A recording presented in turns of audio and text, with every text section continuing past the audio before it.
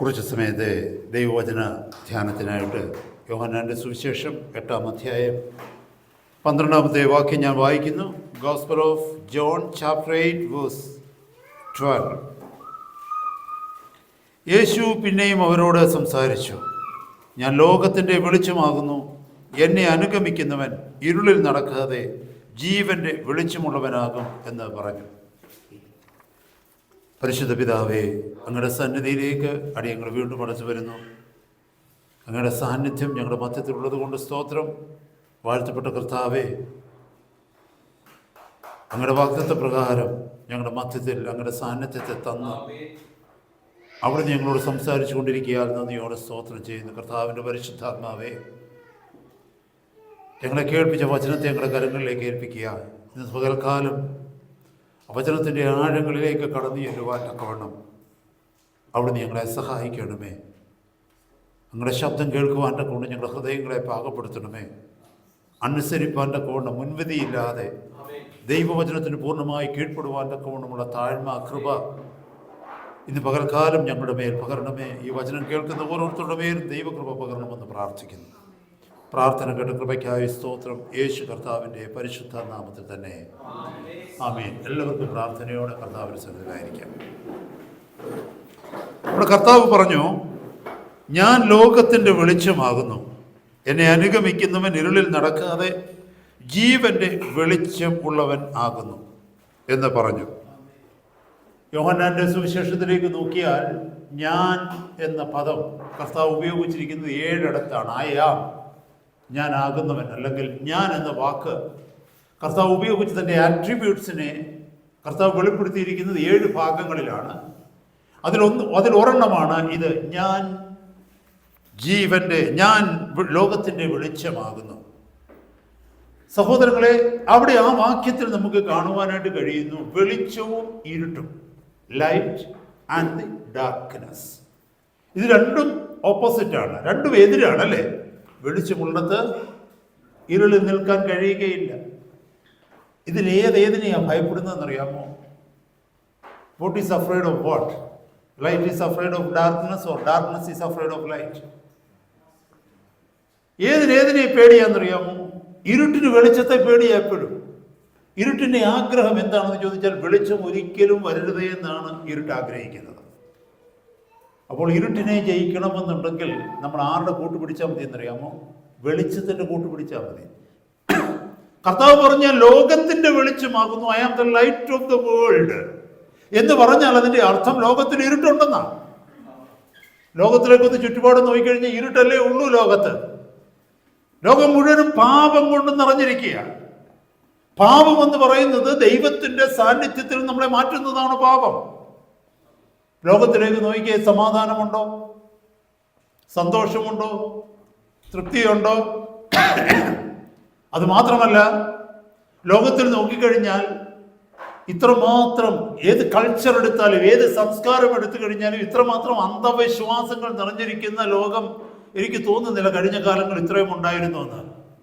അത് മാത്രമല്ല, ദൈവത്തോട് ഇത്രമാത്രം മറുതലിക്കുന്ന ഒരു തലമുറ കഴിഞ്ഞ കാലങ്ങളിൽ എവിടെയും ഉണ്ടായിട്ടുണ്ടോ? കഴിഞ്ഞ ചരിത്രങ്ങളിൽ ഉണ്ടായിട്ടുണ്ടോ?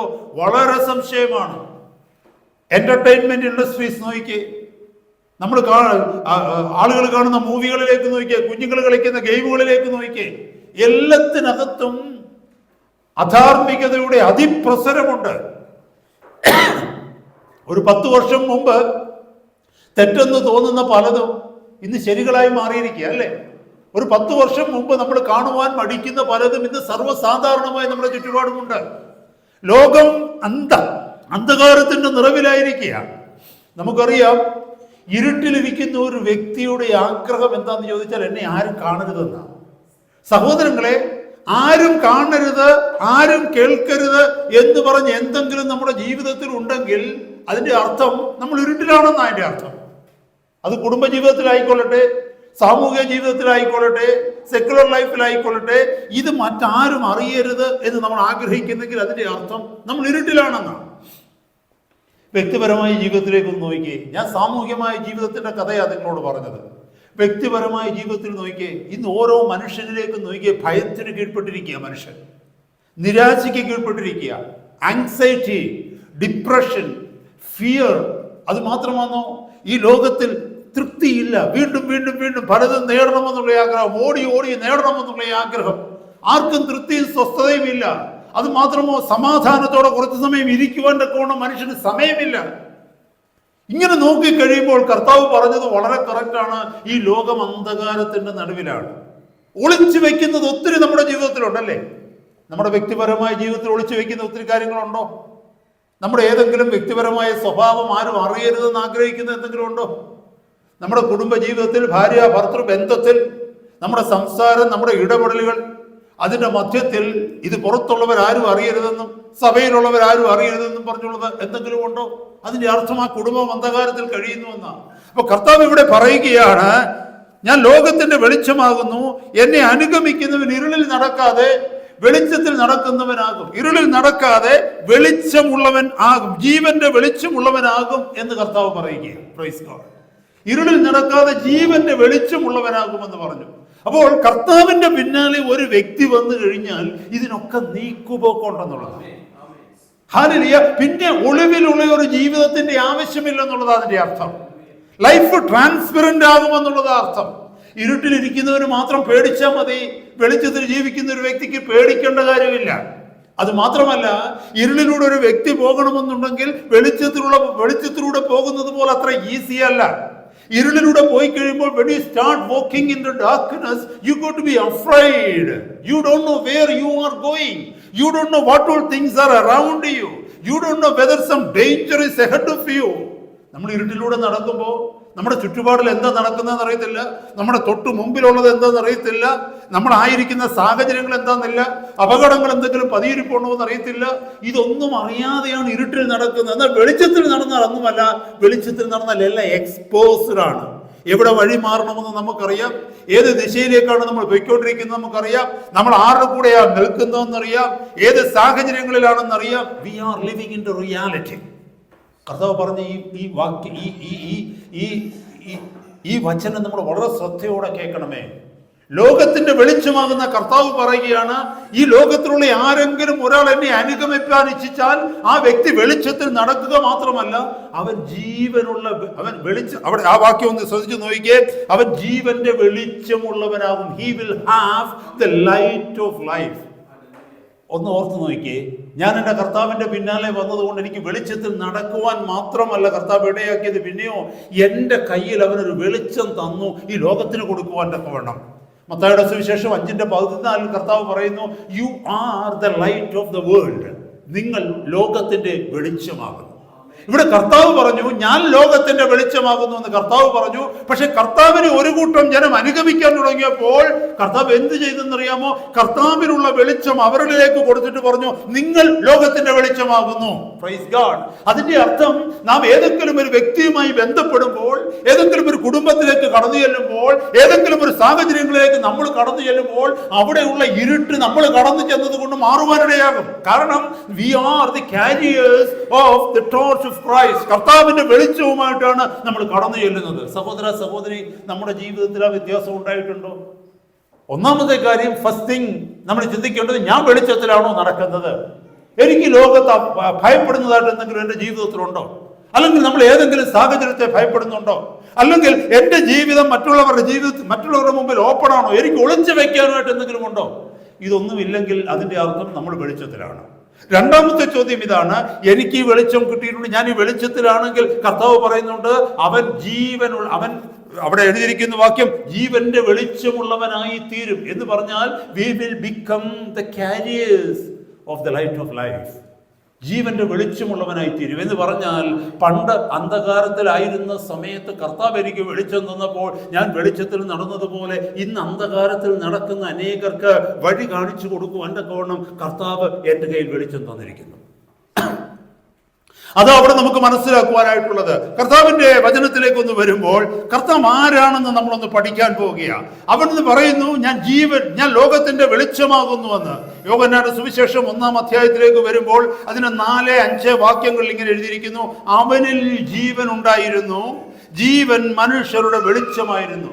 This is who it is talking about, ഇത് ആരെ കുറിച്ചാണ് പറയുന്നതെന്ന് അറിയാമോ? യേശു കർത്താവിനെ കുറിച്ചാണ് പറയുന്നത്.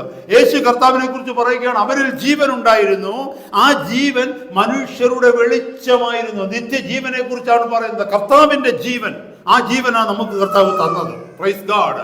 മറന്നുപോകരുത്, ആ കർത്താവിന്റെ ജീവൻ നമ്മളിലേക്ക് വന്നപ്പോൾ നമ്മളെ നയിക്കുന്ന ദൈവത്തിന്റെ പരിശുദ്ധാത്മാവ്, കർത്താവിന്റെ ജീവൻ നമുക്ക് വഴികാട്ടിയായി തീർന്നു, നമുക്ക് വെളിച്ചമായി തീർന്നു. ഇവിടെ പറയുന്നു, വെളിച്ചം ഇരുളിൽ പ്രകാശിക്കുന്നു, ഇരുളോ അതിനെ പിടിച്ചടക്കിയില്ല.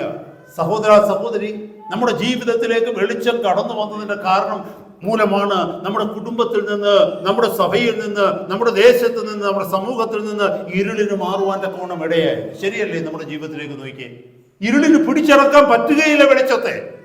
എത്ര ഭയങ്കരമായ ഇരുട്ടാണെന്ന് പറഞ്ഞാലും, no matter how thick the darkness is, how greater the darkness is, even a 0-volt bulb can make a difference here, right? ഇത്രയും വലിയ ഇരുട്ട് പറയാറുണ്ടോ? ഇതൊരു ലിറ്റിൽ ലൈറ്റേ ഉള്ളൂ, അതുകൊണ്ട് ഐ ഡോണ്ട് കെയർ എന്ന് പറയുമ്പോൾ പറയത്തില്ല. Even if it is A little light that can make A difference in the thickness of darkness. Darkness എത്ര ഭീകരമായിരുന്നാലും ഒരു ചെറിയ ലൈറ്റ് മതി, അത്രയും വ്യത്യാസം, അത്രയും ഒരു ഹോള് ആ ഡാർക്ക്നെസ്സിനകത്ത് കൊണ്ടുവരും. ഇവിടെ കർത്താവ് പറയുന്നു, ഇരുളിന് വെളിച്ചത്തെ പിടിച്ചടക്കുവാൻ തക്കവണ്ണം കഴിഞ്ഞില്ല എന്ന്. അപ്പോൾ നമ്മുടെ കർത്താവ് വെളിച്ചമാകുന്നു എന്നാണ് ഇവിടെ പറഞ്ഞത്. ഏത് അന്ധകാരത്തിന്റെ അവസ്ഥയിലും, ഏത് നിരാശയുടെ അവസ്ഥയിലും, ഏത് നമ്മുടെ മുന്നിൽ എല്ലാ വഴികളും അടഞ്ഞു പോകുമ്പോൾ, നമ്മൾ ആങ്സൈറ്റിയിലേക്ക് വരുമ്പോൾ, എല്ലാം പ്രതികൂലമായിട്ട് തീരുമ്പോൾ, ഒരു വെളിച്ചവും നമ്മുടെ മുൻപിൽ ഇല്ലാതെ വരുമ്പോൾ, കർത്താവ് പറഞ്ഞു, എന്നെ അനുഗമിക്കുന്നവൻ ഇരുളിൽ നടക്കാതെ ജീവന്റെ വെളിച്ചമുള്ളവനായി തീരുമെന്ന് പറഞ്ഞു. ഹല്ലേലൂയ. അപ്പോൾ കർത്താവ് ജീവന്റെ വെളിച്ചമാണ്. ഈ ലോകത്തിൽ കർത്താവ് മാത്രമേ വെളിച്ചമായിട്ടുള്ളൂ. ഈ ലോകം അന്ധകാരത്തിലേക്ക് പോയിക്കൊണ്ടിരിക്കുമ്പോൾ ആർക്കെങ്കിലും അതിന്റെ മധ്യത്തിൽ നിന്ന്, ഇരുട്ടിൽ നിന്ന് രക്ഷപ്പെടണമെന്ന് ആഗ്രഹമുണ്ടെങ്കിൽ കർത്താവ് പറഞ്ഞു, നിങ്ങൾ എന്നെ അനുഗമിച്ചാൽ മാത്രം മതി. Praise God. അത് മാത്രമല്ല, ആ വ്യക്തിയെയും വെളിച്ചമുള്ളവനാക്കി കർത്താവ് മാറ്റും. It is something like sun gives light to the moon, so the moon reflects that light. അത് നമുക്കറിയാൻ പറ്റും അല്ലേ? സൂര്യന്റെ പ്രകാശം കൊണ്ടാണ് ചന്ദ്രൻ പ്രകാശിക്കുന്നത്. പകൽ സൂര്യൻ പ്രകാശിക്കുമ്പോൾ രാത്രി ഇരുളിന്റെ നടുവിൽ ചന്ദ്രൻ പ്രകാശിക്കും. കാരണം എന്താണെന്ന് അറിയോ? പകൽ ഇരുട്ടുണ്ടോ വെളിച്ചമാണോ? പകൽ ഇരുട്ടാണോ പകലാണോ? പകൽ. ഐ മീൻ വെളിച്ചമാണ്. വെളിച്ചമുള്ളത് എന്തുകൊണ്ടാണ്? ഇരുളില്ലാത്തത് കൊണ്ടാണോ? അല്ല, ബിക്കോസ് ഓഫ് ദ സൺ. എപ്പോഴും ചിന്തിക്കണമേ, ഈ പകൽ ഇരുട്ട് വരാത്തതിന്റെ കാരണം എന്നാണെന്നറിയാമോ? ഇരുട്ടില്ലാഞ്ഞിട്ടല്ല, പക്ഷെ സൂര്യൻ ഉള്ളത് കൊണ്ടാണ് ഇരുട്ട് വരാത്തത്. ആ സൂര്യൻ മാറുന്ന സമയത്ത് ഇരുട്ട് കടന്നു വരും. ആ ഇരുട്ട് കടന്നു വരുമ്പോഴാണ് ചന്ദ്രൻ വരുന്നത്. ആ ചന്ദ്രന്റെ പ്രകാശം സൂര്യൻ കൊടുത്തിരിക്കുന്നത് കൊണ്ട് ഇരുട്ട് അത്രയും ഭാഗികമായിട്ട് മാറും. അപ്പോൾ എന്നെ കേൾക്കുന്ന സഹോദരങ്ങളെ, അതിൽ നിന്നൊരു വലിയ കാര്യം നമുക്ക് പഠിക്കാനുള്ള, മുന്നോട്ട് പോകുമ്പോൾ 1-2 വാക്യങ്ങൾ നമുക്കത് മനസ്സിലാക്കുവാനായിട്ട് കഴിയും. കർത്താവ് പറഞ്ഞു, ഞാൻ വെളിച്ചമാകുന്നു, വെളിച്ചമായതുകൊണ്ട് ഇരുളിന് എന്നെ ഭയമാണ്. പക്ഷെ എൻ്റെ പിന്നാലെ ഒരുവൻ കടന്നു വന്നാൽ അവൻ ജീവന്റെ വെളിച്ചമുള്ളവനായി തീരും. എന്നിട്ട് എന്ത് ചെയ്യും? കർത്താവിന്റെ ആബ്സെൻസിൽ, കർത്താവ് ഈ ലോകത്തു നിന്ന് പുറപ്പെട്ടു പോകുമ്പോൾ, കർത്താവിൽ നിന്ന് വെളിച്ചം പ്രാപിച്ച നിങ്ങളും ഞാനും ഈ ലോകത്തിലുള്ളിടത്തോളം കാലം ജീവന്റെ വെളിച്ചമായി ഈ ലോകത്തിൽ അനേകർക്ക് വഴികാട്ടുവാൻ്റെ കോണം കർത്താവ് നമ്മളെ ഉപയോഗിക്കും. അത് ആ വാക്യത്തിൽ എഴുതിയിരിക്കുന്നതിന്റെ ഉത്തരം എന്ന് പറയുന്നത് ഈ 12-ാമത്തെ അധ്യായത്തിലേക്ക് വരുമ്പോൾ, യോഹന്നാന്റെ സുവിശേഷം 12-ാം അധ്യായത്തിന്റെ 35-ാമത്തെ വാക്യത്തിലേക്ക് ഒന്ന് വന്നേ. 12:35 അവിടെ എഴുതിയിരിക്കുന്നു, അതിന് യേശു അവരോട്, ഇനി കുറെ കാലം മാത്രം വെളിച്ചം നിങ്ങളുടെ ഇടയിലിരിക്കും. ഇരുൾ നിങ്ങളെ പിടിക്കാതിരിപ്പാൻ നിങ്ങൾക്ക് വെളിച്ചമുള്ളിടത്തോളം നടന്നുകൊള്ളുവിൻ. ഇരുളിൽ നടക്കുന്നവൻ താൻ എവിടെ പോകുന്നുവെന്ന് അറിയുന്നില്ലല്ലോ. നിങ്ങൾ വെളിച്ചത്തിന്റെ മക്കളാകേണ്ടതിന് വെളിച്ചം ഉള്ളിടത്തോളം വെളിച്ചത്തിൽ വിശ്വസിക്കുവിൻ എന്ന് പറഞ്ഞു. എത്ര ഭംഗിയായിട്ടാണ് കർത്താവ് ഇവിടെ പറഞ്ഞിരിക്കുന്നത് നോക്കി. എത്ര മനോഹരമായിട്ടാണ് കർത്താവ് സംസാരിക്കുന്നത്. ഇനി കുറെ കാലം മാത്രം വെളിച്ചം നിങ്ങളുടെ ഇരിക്കും. ഇതിനെ 2 രീതിയിൽ, ഈ വചനത്തിന്റെ മൂലഭാഷയിലേക്ക് പോയി പഠിക്കുമ്പോൾ ഇതിനെ 2 രീതിയിൽ നമുക്ക് വ്യാഖ്യാനിക്കുവാനായിട്ട് കഴിയും.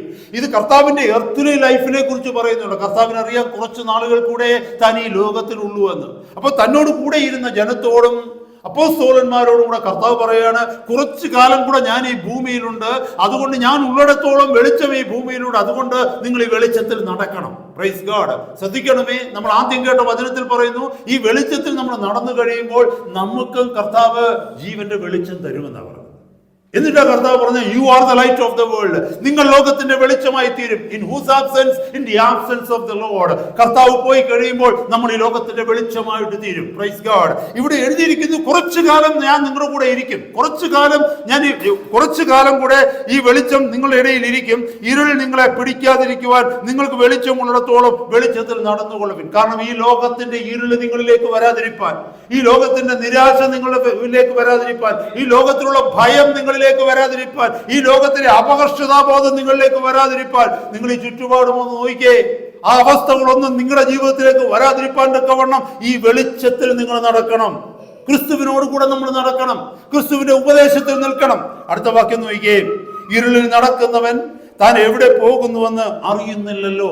അതല്ലേ ഓരോരുത്തരുടെയും ജീവിതത്തിലേക്ക് നോക്കിയേ. കഴിഞ്ഞ കാലത്തിലെ നമ്മുടെ ജീവിതം അതല്ലായിരുന്നു. ലക്ഷ്യമില്ലാത്ത ജീവിതം. എങ്ങോട്ടാണ് പോകുന്നത്? ഏത് അപകടത്തിലേക്കാണ് പോകുന്നത്? എന്താണ് നമ്മൾ ചെയ്യുന്നത്? ഇതൊന്നും തിരിച്ചറിയാത്ത വിധം പിശാച് നമ്മുടെ കണ്ണുകളെ കുരുടാക്കി മാറ്റി. We didn't know where we going. We didn't know what were we doing. നമ്മൾ ചെയ്യുന്നത് ശരിയാണോ തെറ്റാണോ എന്ന് നമുക്ക് തിരിച്ചറിവില്ല. കാരണം നമ്മൾ ചെയ്യുന്നതെല്ലാം ശരിയാണെന്ന് വിശ്വസിച്ചിരുന്ന ഒരു കാലഘട്ടം ഉണ്ടായിരുന്നു. കാരണം നമ്മൾ ഇരുട്ടിലായിരുന്നു ജീവിച്ചു കൊണ്ടിരുന്നത്. ഹല്ലേലൂയ. നമ്മൾ മാത്രമാണ് ശരിയെന്നാണ് നമ്മൾ അന്ന് കരുതിയിരുന്നത്. മറ്റു പറയുന്നവർ ആരെന്ത് പറഞ്ഞാലും നമ്മൾ അംഗീകരിക്കുവാൻ തയ്യാറല്ലായിരുന്നു. നമ്മൾക്ക് നമ്മുടെ ഇഷ്ടങ്ങൾ ഉണ്ടായിരുന്നു, നമുക്ക് നമ്മുടെ തീരുമാനങ്ങൾ ഉണ്ടായിരുന്നു, നമുക്ക് നമ്മുടെ ലക്ഷ്യങ്ങൾ ഉണ്ടായിരുന്നു. അതാ കർത്താവ് പറയുന്നത്, ഇരുളിൽ നടക്കുന്നവൻ താൻ എവിടെ പോകുന്നു എന്ന് അറിയുന്നില്ല. ഇതിന്റെ ഒരു ഇന്റർപ്രിറ്റേഷനാണ് ഞാൻ പറഞ്ഞത്. കർത്താവ് കുറച്ചു നാളത്തേക്ക് ജീവിച്ചിരുന്നപ്പോൾ കർത്താവ് പറഞ്ഞു, ഞാൻ കുറച്ചു കാലത്തേക്ക് ഇരുളിൽ നിങ്ങളോട് കൂടെ ഇരിക്കും. ഇതിന് മറ്റൊരു ട്രാൻസ്ലേഷൻ എന്താന്ന് ചോദിച്ചാൽ, വേറൊരു വ്യാഖ്യാനം എന്താന്ന് ചോദിച്ചാൽ, ഇത് കൃപായുഗത്തെ കാണിക്കുന്നു. കർത്താവിന്റെ പരിശുദ്ധാത്മാവ് ഈ ഭൂമിയിലുണ്ട്, ദൈവസഭ ഈ ഭൂമിയിലുണ്ട്. അതും കുറച്ചു കാലം മാത്രമേ ഇനിയുള്ളൂ. ശ്രദ്ധിക്കണമേ, കർത്താവിന്റെ പരിശുദ്ധാത്മാവ്. കർത്താവ് പറഞ്ഞു, കണ്ടാലും ലോകാവസാനത്തോളം ഞാൻ നിങ്ങളോട് കൂടെയുണ്ട്. ആരിലൂടെയാ? കർത്താവ് പോയില്ലേ? കർത്താവ് മരിച്ചുയർത്തെഴുന്നേറ്റ് പോയി, സ്വർഗാരോഹണം ചെയ്തു പോയി. പിന്നെ ആരെ കുറിച്ചാണ് കർത്താവ് പറഞ്ഞത്? ഞാൻ ലോകാവസാനത്തോളം നിങ്ങളുടെ കൂടെ ഉണ്ടെന്ന്. കർത്താവിന്റെ ആത്മാവ്, കർത്താവ് തന്റെ പരിശുദ്ധാത്മാവിൽ വസിക്കുകയാണ് നമ്മുടെ ഓരോരുത്തരുടെയും ഹൃദയത്തിൽ. കർത്താവ് തന്റെ പരിശുദ്ധാത്മാവിൽ വസിക്കുകയാണ് ദൈവസഭയിൽ. അപ്പൊ ഈ വാക്യം ഒന്ന് ശ്രദ്ധിച്ചേ. ഇനി കുറെ കാലം മാത്രം വെളിച്ചം നിങ്ങളുടെ ഇടയിലിരിക്കും. ഇത് ഈ ചെറിയ ദൈവസഭ ഈ ഭൂമിയിൽ ഉള്ളിടത്തോളം കാലഘട്ടത്തെ കുറിച്ച് പറയുകയാണ്. എന്നാൽ ഒരു കാലഘട്ടം വരുന്നു, കർത്താവിന്റെ സഭ ഈ ഭൂമിയിൽ നിന്ന് എടുക്കപ്പെടും. ഒരു കാലഘട്ടം വരുന്നു, ദൈവത്തിന്റെ പരിശുദ്ധാത്മാവ് മടങ്ങിപ്പോകുന്ന ഒരു കാലഘട്ടം വരുന്നു. ദൈവത്തിന്റെ പരിശുദ്ധാത്മാവ് ഈ ഭൂമിയിലായിരിക്കുന്നിടത്തോളം കാലം ഈ ലോകത്തിന് വെളിച്ചമുണ്ട്. അങ്ങനെ ആ വെളിച്ചത്തിലേക്ക് കടന്നു വന്നവരാണ് നമ്മൾ ഓരോരുത്തരും. നമ്മളുടെ ആരുടെയും കണ്ണുകൾ കൊണ്ട് നമ്മൾ യേശുവിനെ കണ്ടിട്ടില്ല. നമ്മളുടെ ആരുടെയും ചെവി കൊണ്ട് കർത്താവിന്റെ വചനം നമ്മൾ കേട്ടിട്ടില്ല. നമ്മൾ കർത്താവിനെ കണ്ടതും കർത്താവിന്റെ വചനം കേട്ടതും കർത്താവിന്റെ വചനം ഗ്രഹിച്ചതും ഈ പരിശുദ്ധാത്മാവിന്റെ ശക്തിയാലാണ്, ദൈവസഭയുടെ മധ്യത്തിൽ നിന്നാണ്. അപ്പോൾ അത് കുറച്ചു കാലത്തെ കൊണ്ട് ആ ഉള്ളിടത്തോളം കാലം നിങ്ങൾ ഈ വെളിച്ചത്തിൽ നടന്നുകൊള്ളണമെന്ന് അതിന്റെ അർത്ഥം. മറന്നുപോകരുത് സഹോദരങ്ങളെ. 36-ാമത്തെ വാക്യത്തിൽ പറയുന്നു, നിങ്ങൾ വെളിച്ചത്തിന്റെ മക്കളാകേണ്ടതിന് വെളിച്ചമുള്ളിടത്തോളം വെളിച്ചത്തിൽ വിശ്വസിക്കുവീൻ എന്ന് പറഞ്ഞു. വെളിച്ചത്തിൽ നമ്മൾ വിശ്വസിക്കണം. വെളിച്ചത്തിൽ നമ്മൾ we should believe in the light എന്ന് പറഞ്ഞാൽ അതിന്റെ അർത്ഥം, ഒരു വ്യക്തി അന്ധകാരത്തിലാണ് ജീവിക്കുന്നതെങ്കിൽ എനിക്കൊരു വിടുതൽ ഉണ്ടെന്ന് വിശ്വസിക്കണം. ഹല്ലേലൂയ. എനിക്കൊരു വെളിച്ചത്തിലേക്ക് കടക്കുവാൻ കഴിയുമെന്ന് വിശ്വസിക്കണം. ഞാൻ എന്നും അന്ധകാരത്തിൽ ഇരിക്കേണ്ടിയവൾ അല്ലെന്ന് വിശ്വസിക്കണം. എനിക്കൊരു വിടുതലുണ്ടെന്ന് വിശ്വസിക്കണം. Praise God. എന്നെ ഈ കുഴിയിൽ നിന്ന് കയറ്റുവാൻ തക്കവണ്ണം ഒരുവൻ ഉണ്ടെന്ന് വിശ്വസിക്കണം. വെളിച്ചത്തിൽ വിശ്വസിക്കുന്നവരായിട്ട് നമ്മൾ തീരണം. നമുക്ക് എത്ര പേർക്ക് അതിന് കഴിയുന്നുണ്ട്? പലപ്പോഴും പല ജീവിത സാഹചര്യങ്ങളിലും നമ്മളായി കഴിയുമ്പോൾ, നമ്മുടെ വിശ്വാസം ശോധന ചെയ്യപ്പെടുന്ന സന്ദർഭങ്ങളിലേക്ക് വരുമ്പോൾ, ഹല്ലേലൂയ, നാം ഇരുട്ട് പറയുന്നതാണോ വിശ്വസിക്കുന്നത്, വെളിച്ചം പറയുന്നതാണോ വിശ്വസിക്കുന്നത്? ഹല്ലേലൂയ. നമ്മൾ ഇരുട്ടിനെയാണോ വിശ്വസിക്കുന്നത്, വെളിച്ചത്തെയാണോ വിശ്വസിക്കുന്നത്? വെളിച്ചത്തെ നമ്മൾ വിശ്വസിക്കണമെന്നാണ് കർത്താവ് നമ്മളെ ഓർമ്മിപ്പിക്കുന്നത്. സഹോദരങ്ങളെ, മുന്നോട്ടുള്ള സമയം ഈ വെളിച്ചത്തിൽ വസിക്കുന്നത് എങ്ങനെയാണെന്ന് ഹല്ലേലൂയ ഒരു കുറച്ച് സമയം സംസാരിച്ച് ദൈവവചനം നിർത്തുവാനായിട്ട് ഞാൻ ആഗ്രഹിക്കുക. യോഹന്നാന്റെ 1-ാം ലേഖനത്തിലേക്ക് ഒന്ന് കടന്നു വന്നാട്ടെ. യോഹന്നാന്റെ 1-ാം ലേഖനത്തിൽ അനവധി പ്രാവശ്യം ഈ വെളിച്ചത്തെക്കുറിച്ച് നമ്മളോട് സംസാരിക്കുന്നുണ്ട്. ഹല്ലേലൂയ.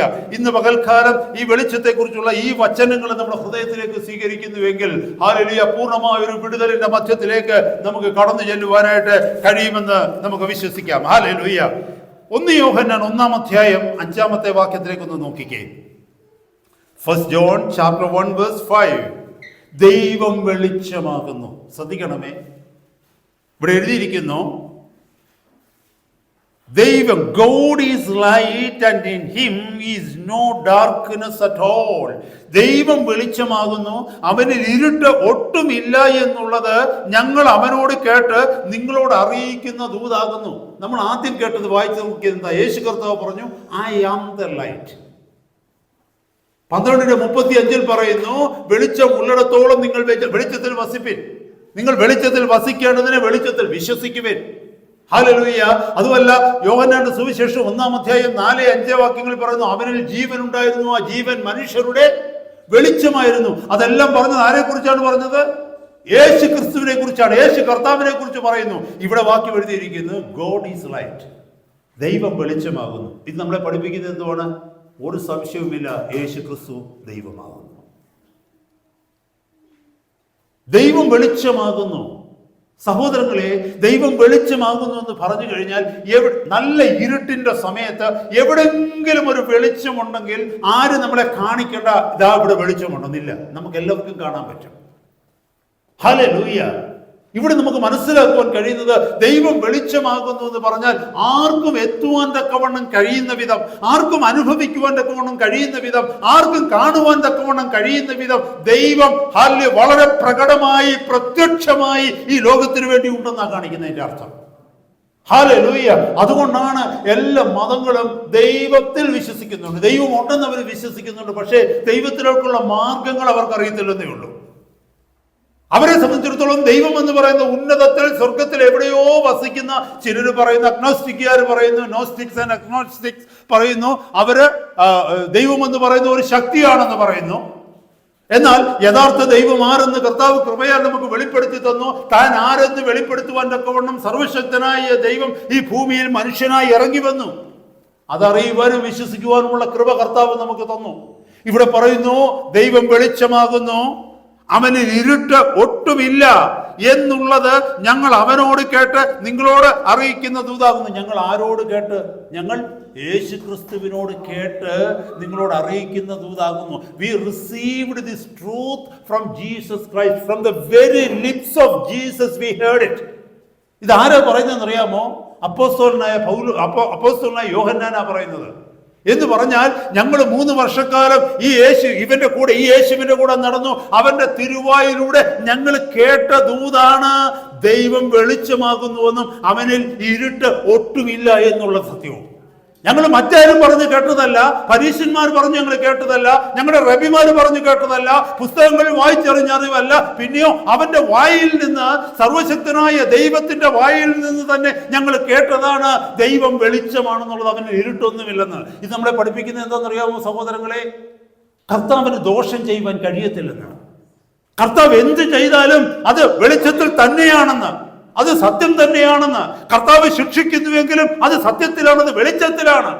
കർത്താവ് വെഞ്ചൻസ്, അവിടുന്ന് ഏതെങ്കിലും ഒരു വിഷയത്തിൽ ഹല്ലേലൂയ അവിടുന്ന് വെഞ്ചൻസ് എടുക്കുകയാണെന്ന് വെച്ചോ, അത് സത്യത്തിലാണ്, അത് വിശ്വസിക്കാവുന്നതാണ്. കർത്താവ് ഒരാളെ ശിക്ഷിക്കുന്നെങ്കിൽ, കർത്താവ് ചില പ്രയാസങ്ങളിലൂടെ, പ്രശ്നങ്ങളിലൂടെ അനേകരെ നടത്തുന്നുവെങ്കിൽ, ചില വിഷയങ്ങളിൽ നമ്മളെ ചില കാര്യങ്ങൾ പഠിപ്പിച്ചെടുക്കുന്നെങ്കിൽ, അതിലൊക്കെയും it's all clarity there. There is a reason there. None of us can ever blame God. ഏതെങ്കിലും ഒരു വ്യക്തിയെ ദൈവം നരകത്തിൽ അയക്കുകയാണെങ്കിൽ ആ വ്യക്തിക്ക് കർത്താവിനെ കുറ്റം പറയുവാനായിട്ട് കഴിയത്തില്ല. നരകത്തിൽ കിടന്നുകൊണ്ട് തന്നെ ആ വ്യക്തി പറയും, ഞാൻ ഇവിടെ എത്തേണ്ടവൻ തന്നെയായിരുന്നു. ദൈവം നീതിപതിയാണ്. കാരണം എന്നു ചോദിച്ചാൽ, ദൈവത്തിൽ ഇരുള് അല്പം പോലുമില്ല. ഇതൊരു വലിയ വലിയ കംഫർട്ടാണ് നമ്മുടെ ഹൃദയത്തിൽ തരുന്നത്. കർത്താവ് എന്ത് തന്നാലും, whether it is a provision, whether it is a providence, whether it is a blessing or whatever it is all for good, because God is good all the time. അതുകൊണ്ട് തന്നെ കർത്താവിൽ നമുക്ക് വിശ്വസിക്കാൻ പറ്റും.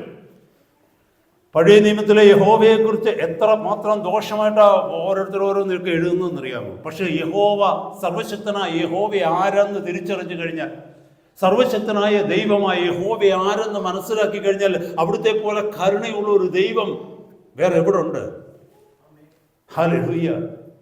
ചിലരെ നമുക്കറിയാം, പഴയ നിയമത്തിലെ താളുകളിലേക്ക് വരുന്നുണ്ടേ ദൈവജനത്തിനെതിരെ നിന്ന പലരെയും കർത്താവ് സംഹരിക്കുന്നതായിട്ട് കാണുവാനായിട്ട് കഴിയും. ചിലരെ ശിക്ഷിക്കുന്നതായിട്ട് കാണുവാനായിട്ട് കഴിയും. അത് കാണിക്കുന്നത് ദൈവത്തിന്റെ സ്നേഹത്തെയാണ് കാണിക്കുന്നത്, ദൈവത്തിന്റെ കരുണയാണ് കാണിക്കുന്നത്. മാനസാന്തരപ്പെടുവാൻ ദൈവം അവസരം കൊടുത്തിട്ടും ദൈവത്തിന്റെ മുമ്പിൽ മാനസാന്തരപ്പെടാതെ ദൈവത്തോട് മറുതലിച്ച് ദൈവത്തോട് മുഷ്ടിയുദ്ധം ചെയ്ത് ദൈവത്തിനോട് മത്സരിച്ച് നിൽക്കുന്ന ജനത്തെ ദൈവം നശിപ്പിച്ചു എങ്കിൽ ദൈവം ദീർഘക്ഷമയുള്ള ദൈവമാണ്. അവിടുന്ന് അവരുടെ മാനസാന്തരത്തിന് വേണ്ടി കാത്തിരുന്നു. പക്ഷെ അവർ മാനസാന്തരപ്പെടാതിരുന്നപ്പോഴാണ് ദൈവം അവരെ കൈവിട്ടത്. അങ്ങനെയാണ് അവർ ശിക്ഷിക്കപ്പെട്ടത്. ആ കൂട്ടത്തിൽ നിന്ന് എത്രയോ പേര് ദൈവസന്നിധിയിൽ സമർപ്പിക്കപ്പെട്ട, എത്രയോ പേര് വിടുവിക്കപ്പെട്ട് അനുഗ്രഹങ്ങൾ പ്രാപിക്കൊണ്ടൊക്കെ വന്നു. അവരെ കുറിച്ച് എന്താ നമ്മൾ ചിന്തിക്കാത്തത്? ദൈവത്തോട് മത്സരിച്ചവർ മാത്രമാണ് നശിച്ചു പോയിട്ടുള്ളത്. അത് അന്നും ഇന്നും അതുപോലെ തന്നെയാണ്. സഹോദരങ്ങളെ, നമ്മൾ മറന്നു പോകരുത്. അപ്പൊ കർത്താവിന്റെ വായിൽ നിന്ന് കേട്ട വചനമാണ് ദൈവം വെളിച്ചമാകുന്നുവെന്നും അവനിൽ ഇരുള് ഒട്ടുമില്ല എന്നുള്ളതും. അത് അപ്പോസ്തലനായ യോഹന്നാൻ പറയുകയാണ്, അത് ഞങ്ങൾ അവനിൽ നിന്ന് കേട്ടിട്ട് അത് നിങ്ങളോട് ഞങ്ങൾ അറിയിക്കുക. ധൈര്യമായിട്ട് ഞങ്ങൾ ആ വചനത്തിന് സാക്ഷി നിൽക്കുക. ഞങ്ങൾ കർത്താവിൽ നിന്ന് കേട്ട ദൂതിനെ ഞങ്ങൾ നിങ്ങളോട് അറിയിക്കുകയാണ്. അടുത്ത വാക്യം ഒന്ന് ചിന്തിച്ച് നോക്കിയേ. അവനോട് കൂട്ടായ്മയുണ്ട് എന്ന് പറയുകയും, ഇതിന്റെ പശ്ചാത്തലം എന്താണെന്നറിയാമോ സഹോദരങ്ങളെ? ഇതിന്റെ പശ്ചാത്തലം എന്താണെന്ന് ചോദിച്ചാൽ നാസ്റ്റിസിസം, നാസ്റ്റിക് അല്ലെങ്കിൽ നാസ്റ്റിസിസം എന്ന് പറയുന്ന ഒരു വിപരീത ഉപദേശം ആ 1-ാം നൂറ്റാണ്ടിൽ ദൈവസഭയുടെ മധ്യത്തിലേക്ക് കടന്നു വന്നു. ഈ നാസ്റ്റിക്സ് എന്ന് പറഞ്ഞാൽ എന്താണെന്ന് ചോദിച്ചാൽ അതൊരു ഗ്രൂപ്പ് ഓഫ് പീപ്പിൾ ആണ്. അവർ പറയുന്നത് വി ആർ സുപ്പീരിയർ എന്ന് പറഞ്ഞാൽ we are chosen by God. ദൈവം ചില സീക്രട്ടുകൾ ഞങ്ങൾക്ക് വെളിപ്പെടുത്തി തന്നിട്ടുണ്ട്. ഞങ്ങളുടെ ഉള്ളിലാണ് വെളിച്ചം തന്നിരിക്കുന്നത്. നിങ്ങളൊക്കെ ഞങ്ങൾ പറയുന്നത് കേൾക്കാനുള്ളവരാണ്. പക്ഷേ സാക്ഷാൽ ദൈവം അവന്റെ വേലയ്ക്ക് വേണ്ടി തിരഞ്ഞെടുത്തത് ഞങ്ങളെയാണ്, ഞങ്ങളുടെ ഉള്ളിലാണുള്ളത്. എന്നിട്ട് അവരുടെ പഠിപ്പിക്കൽ എന്താണെന്നറിയാമോ? ഈ ശരീരം എന്ന് പറയുന്നത് ഈ ലോകത്തിൽ നിന്നെടുത്ത ശരീരമാണ്. ഈ ജഡമെന്ന് പറയുന്നത് ഭൂമിയിൽ നിന്നുള്ള ജഡമായതുകൊണ്ട് അതിന് ഒത്തിരി ബലഹീനതകളുണ്ട്. അതുകൊണ്ട് ഈ ജഡമെന്ന് ജഡത്തിലെ വരുന്ന ബലഹീനതകൾ എന്ന് പറയുന്നത് ദൈവം ക്ഷമിക്കും. ദൈവം ശ്രദ്ധിക്കുന്നത് ആത്മാവിനെ മാത്രമാണ്, സ്പിരിറ്റിനെ മാത്രമാണ്. എന്ന് പറഞ്ഞാൽ ഈ ശരീരം പാപം ചെയ്താലും വിഷയമില്ല, നമ്മുടെ ആത്മാവിനെ സൂക്ഷിച്ചാൽ മാത്രം മതിയെന്ന്. ആത്മാവ് രക്ഷിക്കപ്പെട്ടതാണെങ്കിൽ, ആത്മാവ് വീണ്ടും ജന്മം പ്രാപിച്ചെന്ന് പറഞ്ഞെങ്കിൽ, യേശുവിനെ രക്ഷിതാവായിട്ട് സ്വീകരിച്ചെങ്കിൽ നിന്റെ ആത്മാവ് രക്ഷിക്കപ്പെട്ടു കഴിഞ്ഞിരിക്കുന്നു. നിന്റെ ശരീരത്തിന് വരുന്ന ബലഹീനതകൾ സാരമില്ലെന്ന്. അതൊരു വലിയ വിപരീത ഉപദേശമായി നാസ്റ്റിസിസം അന്നുണ്ടായിരുന്നു. അപ്പോൾ അതിനെതിരെ, അത് സഭയിലേക്ക് ആ വിപരീത ഉപദേശം കടന്നു വന്നപ്പോൾ അതിനെതിരെ എഴുതിയിരിക്കുന്ന എഴുത്താണ് 1-ാമത്തെ ലേഖനം എന്ന് പറയുന്നത്. ഈ ലേഖനം താഴേക്ക് വായിച്ചു വരുമ്പോൾ this is a test dose to see whether our salvation is real or not. ഈ വചനം താഴേക്ക് വായിച്ചു വരുമ്പോൾ അടുത്ത ചില വാക്യങ്ങളിലേക്ക് നോക്കുമ്പോൾ നമ്മുടെ രക്ഷ ശരിയായ രക്ഷയാണോ എന്ന് ഈ വചനത്തിന്റെ മുമ്പിൽ നമുക്ക് തിരിച്ചറിയുവാനായിട്ട് കഴിയും. ഈ വാക്യങ്ങളിലേക്ക് നോക്കുമ്പോൾ, ഇത് താഴേക്ക് പഠിച്ചു വരുമ്പോൾ, are we having the real salvation or are we saved really and truly? അത് നമുക്ക് മനസ്സിലാക്കുവാനായിട്ട് കഴിയും. ഇവിടെ എഴുതിയിരിക്കുന്നു, അവനോട് കൂട്ടായ്മയുണ്ടെന്ന് പറയുകയും ഇരുട്ടിൽ നടക്കുകയും ചെയ്താൽ നാം ഭോഷ്ക് പറയുന്നു, സത്യം പ്രവർത്തിക്കുന്നതുമില്ല. അവനോട് കൂട്ടായ്മയുണ്ട്. ആരോടാ? കർത്താവിനോട്, ക്രിസ്തുവിനോട് കൂട്ടായ്മയുണ്ടെന്ന് പറയുക. കൂട്ടായ്മ എന്ന വാക്കിന് ഗ്രീക്ക് വേർഡ് കൊയ്നോനിയ എന്ന് പറയും. കൊയ്നോനിയ എന്ന് പറഞ്ഞാൽ സ്പിരിച്വൽ കമ്മ്യൂണിയൻ എന്നാണ് അർത്ഥം. ആത്മീക ബന്ധം എന്നാണ് അർത്ഥം. ഹല്ലേലൂയ. പലപ്പോഴും ഈ ഫെലോഷിപ്പ് എന്ന് പറയുന്നത് നമ്മുടെ സഹോദരന്മാരും സഹോദരിമാരെല്ലാവരും കൂടെ കൂടി ഒന്നിച്ചിരുന്നുകൊണ്ട് അങ്ങോട്ടും ഇങ്ങോട്ടും ഭക്ഷണം കഴിക്കുകയും അങ്ങോട്ടും ഇങ്ങോട്ടും സംസാരിക്കുകയും ചെയ്യുന്നതാണ് ഫെലോഷിപ്പ് എന്നാണ് നമ്മൾ പലപ്പോഴും കരുതുന്നത്. എന്നാൽ ആ ഫെലോഷിപ്പ് അല്ല ഇവിടെ പറയുന്നത്. ഇവിടെ പറയുന്ന ഫെലോഷിപ്പ് മറ്റൊന്നാണ്. കൊയ്നോനിയ എന്ന് പറഞ്ഞാൽ fellowship with the Lord himself. കർത്താവിന്റെ ഉള്ളിൽ നമ്മളായിരിക്കുന്നു. കർത്താവ് നമ്മുടെ ഉള്ളിലേക്ക് വന്നിരിക്കുന്നു. കർത്താവ് നമ്മുടെ ഉള്ളിലേക്ക് വന്നു. നാം കർത്താവിന്റെ ഉള്ളിലേക്ക് വന്നത് കൊണ്ടാണ് നമുക്ക് തമ്മിൽ ഫെലോഷിപ്പ് ചെയ്യുവാൻ കൊണ്ടും കഴിയുന്നത്. നമ്മൾ ഒന്നിച്ച് ഫെലോഷിപ്പ് ചെയ്യുന്നത് കൊണ്ടല്ല നമ്മൾ കർത്താവിന്റെ ഉള്ളിലായത്. നാം കർത്താവിന്റെ ഉള്ളിലായത് കൊണ്ടാണ് നമ്മൾ തമ്മിൽ ഫെലോഷിപ്പ് ചെയ്യുന്നത്. This is exactly like Ephesians chapter 2. Ephesians 2:10 താഴേക്ക് എഴുതി വച്ചിരിക്കുന്നു. 8 മുതലുള്ള വാക്യങ്ങളിൽ പറയുന്നുണ്ട്, വിശ്വാസം മൂലം കൃപയാലല്ലോ വിശ്വാസം മൂലം നമ്മൾ രക്ഷിക്കപ്പെട്ടിരിക്കുന്നത്, അതിനും പ്രവൃത്തികൾ കാരണമല്ല എന്ന് പറഞ്ഞാൽ പ്രവൃത്തികൾ മൂലമല്ല നമ്മൾ രക്ഷിക്കപ്പെട്ടിരിക്കുന്നത്, വിശ്വാസം മൂലം കൃപയാലാണ് നമ്മൾ രക്ഷിക്കപ്പെട്ടിരിക്കുന്നത്. താഴേക്കൊന്ന് 10-ാമത്തെ വാക്യത്തിൽ പറയുന്നു, നാം അവന്റെ കൈപ്പണിയായി സൽപ്രവർത്തികൾക്കായി ക്രിസ്തുയേശുവിൽ സൃഷ്ടിക്കപ്പെട്ടവരാകുന്നു, നാം അത് ചെയ്യേണ്ടതിന് അത് മുന്നൊരുക്കിയിരിക്കുന്നു. അപ്പോൾ ഒരു കാര്യം ചിന്തിക്കണമേ, നമ്മുടെ സൽപ്രവൃത്തികളല്ല നമ്മളെ രക്ഷയിലേക്ക് നയിച്ചത്, പക്ഷെ നാം രക്ഷിക്കപ്പെട്ടത് കൊണ്ടാണ് നാം സൽപ്രവൃത്തിയിലേക്ക് നയിക്കപ്പെട്ടത്. മനസ്സിലായോ? നമ്മുടെ സൽപ്രവൃത്തികളല്ല നമ്മളെ രക്ഷയിലേക്ക് നയിച്ചത്. പിന്നെയോ നമ്മൾ രക്ഷിക്കപ്പെട്ടത് കൊണ്ടാണ് ദൈവഹിതപ്രകാരമുള്ള സൽപ്രവൃത്തിയിലേക്ക് നമ്മൾ നയിക്കപ്പെട്ടത്. അതുപോലെ ഇവിടെ എഴുതിയിരിക്കുന്നു, കർത്താവിനോടുള്ള കൂട്ടായ്മയാണ് സഹോദരങ്ങളോടുള്ള കൂട്ടായ്മയിലേക്ക് നമ്മളെ നയിച്ചിരിക്കുന്നത്. ഇവിടെ പറയുകയാണ്, അവനോട് കൂട്ടായ്മയുണ്ടെന്ന് പറയുകയും ഇരുട്ടിൽ നടക്കുകയും ചെയ്താൽ നാം ഭോഷ്ക് പറയുന്നു. എന്താ അതിൻ്റെ അർത്ഥം? മുമ്പേ ആദ്യത്തെ വാക്യത്തിൽ നമ്മൾ കേട്ടു, കർത്താവ് പറഞ്ഞു, എന്നെ അനുഗമിക്കുന്നവൻ ഇരുളിൽ നടക്കാതെ ജീവന്റെ വെളിച്ചമുള്ളവനായി മാറും. ഇവിടെ പറയുകയാണ്, കർത്താവിനോട് കൂട്ടായ്മയുണ്ട് എന്ന് പറയുന്നു. ഞാൻ കർത്താവിൽ നിന്ന് ഞാൻ വെളിച്ചം പ്രാപിച്ചു എന്ന് പറയുകയാണ്. എന്റെ കയ്യിൽ ജീവന്റെ വെളിച്ചമുണ്ടെന്ന് പറയുകയാണ്. എന്നിട്ട് നമ്മൾ നടക്കുന്നത് എവിടെയാണ്? ഇരുട്ടിൽ നടക്കുകയാണ്. എന്ന് പറഞ്ഞാൽ ലോകത്തിന്റെ വഴികളിൽ നടക്കുകയാണ്. മുമ്പേ പറഞ്ഞതുപോലെ ഒളിച്ചു വെക്കുന്ന കാര്യങ്ങളുണ്ട് നമ്മുടെ കയ്യിൽ ഒത്തിരി. മറ്റാരും കാണരുതെന്ന് ആഗ്രഹിക്കുന്ന ജീവിതമാണ് നമ്മുടേത്. രഹസ്യത്തിൽ നമ്മൾ പലതും ചെയ്യുകയാണ്. വെളിച്ചത്തിൽ ചെയ്യുവാൻ ഭയപ്പെടുന്ന പലതും നമ്മുടെ കയ്യിലുണ്ട് എന്ന് പറഞ്ഞാൽ അതിന്റെ അർത്ഥം നാം ഭോഷ്ക് പറയുന്നു എന്ന് പറഞ്ഞാൽ നമ്മൾ ദൈവത്തെ അറിഞ്ഞിട്ടില്ലെന്ന. You don't know God. When you are giving a testimony, it is a lie. When you are praying, it is a lie. When you are preaching, it is a lie. When you are evangelizing, it is a lie.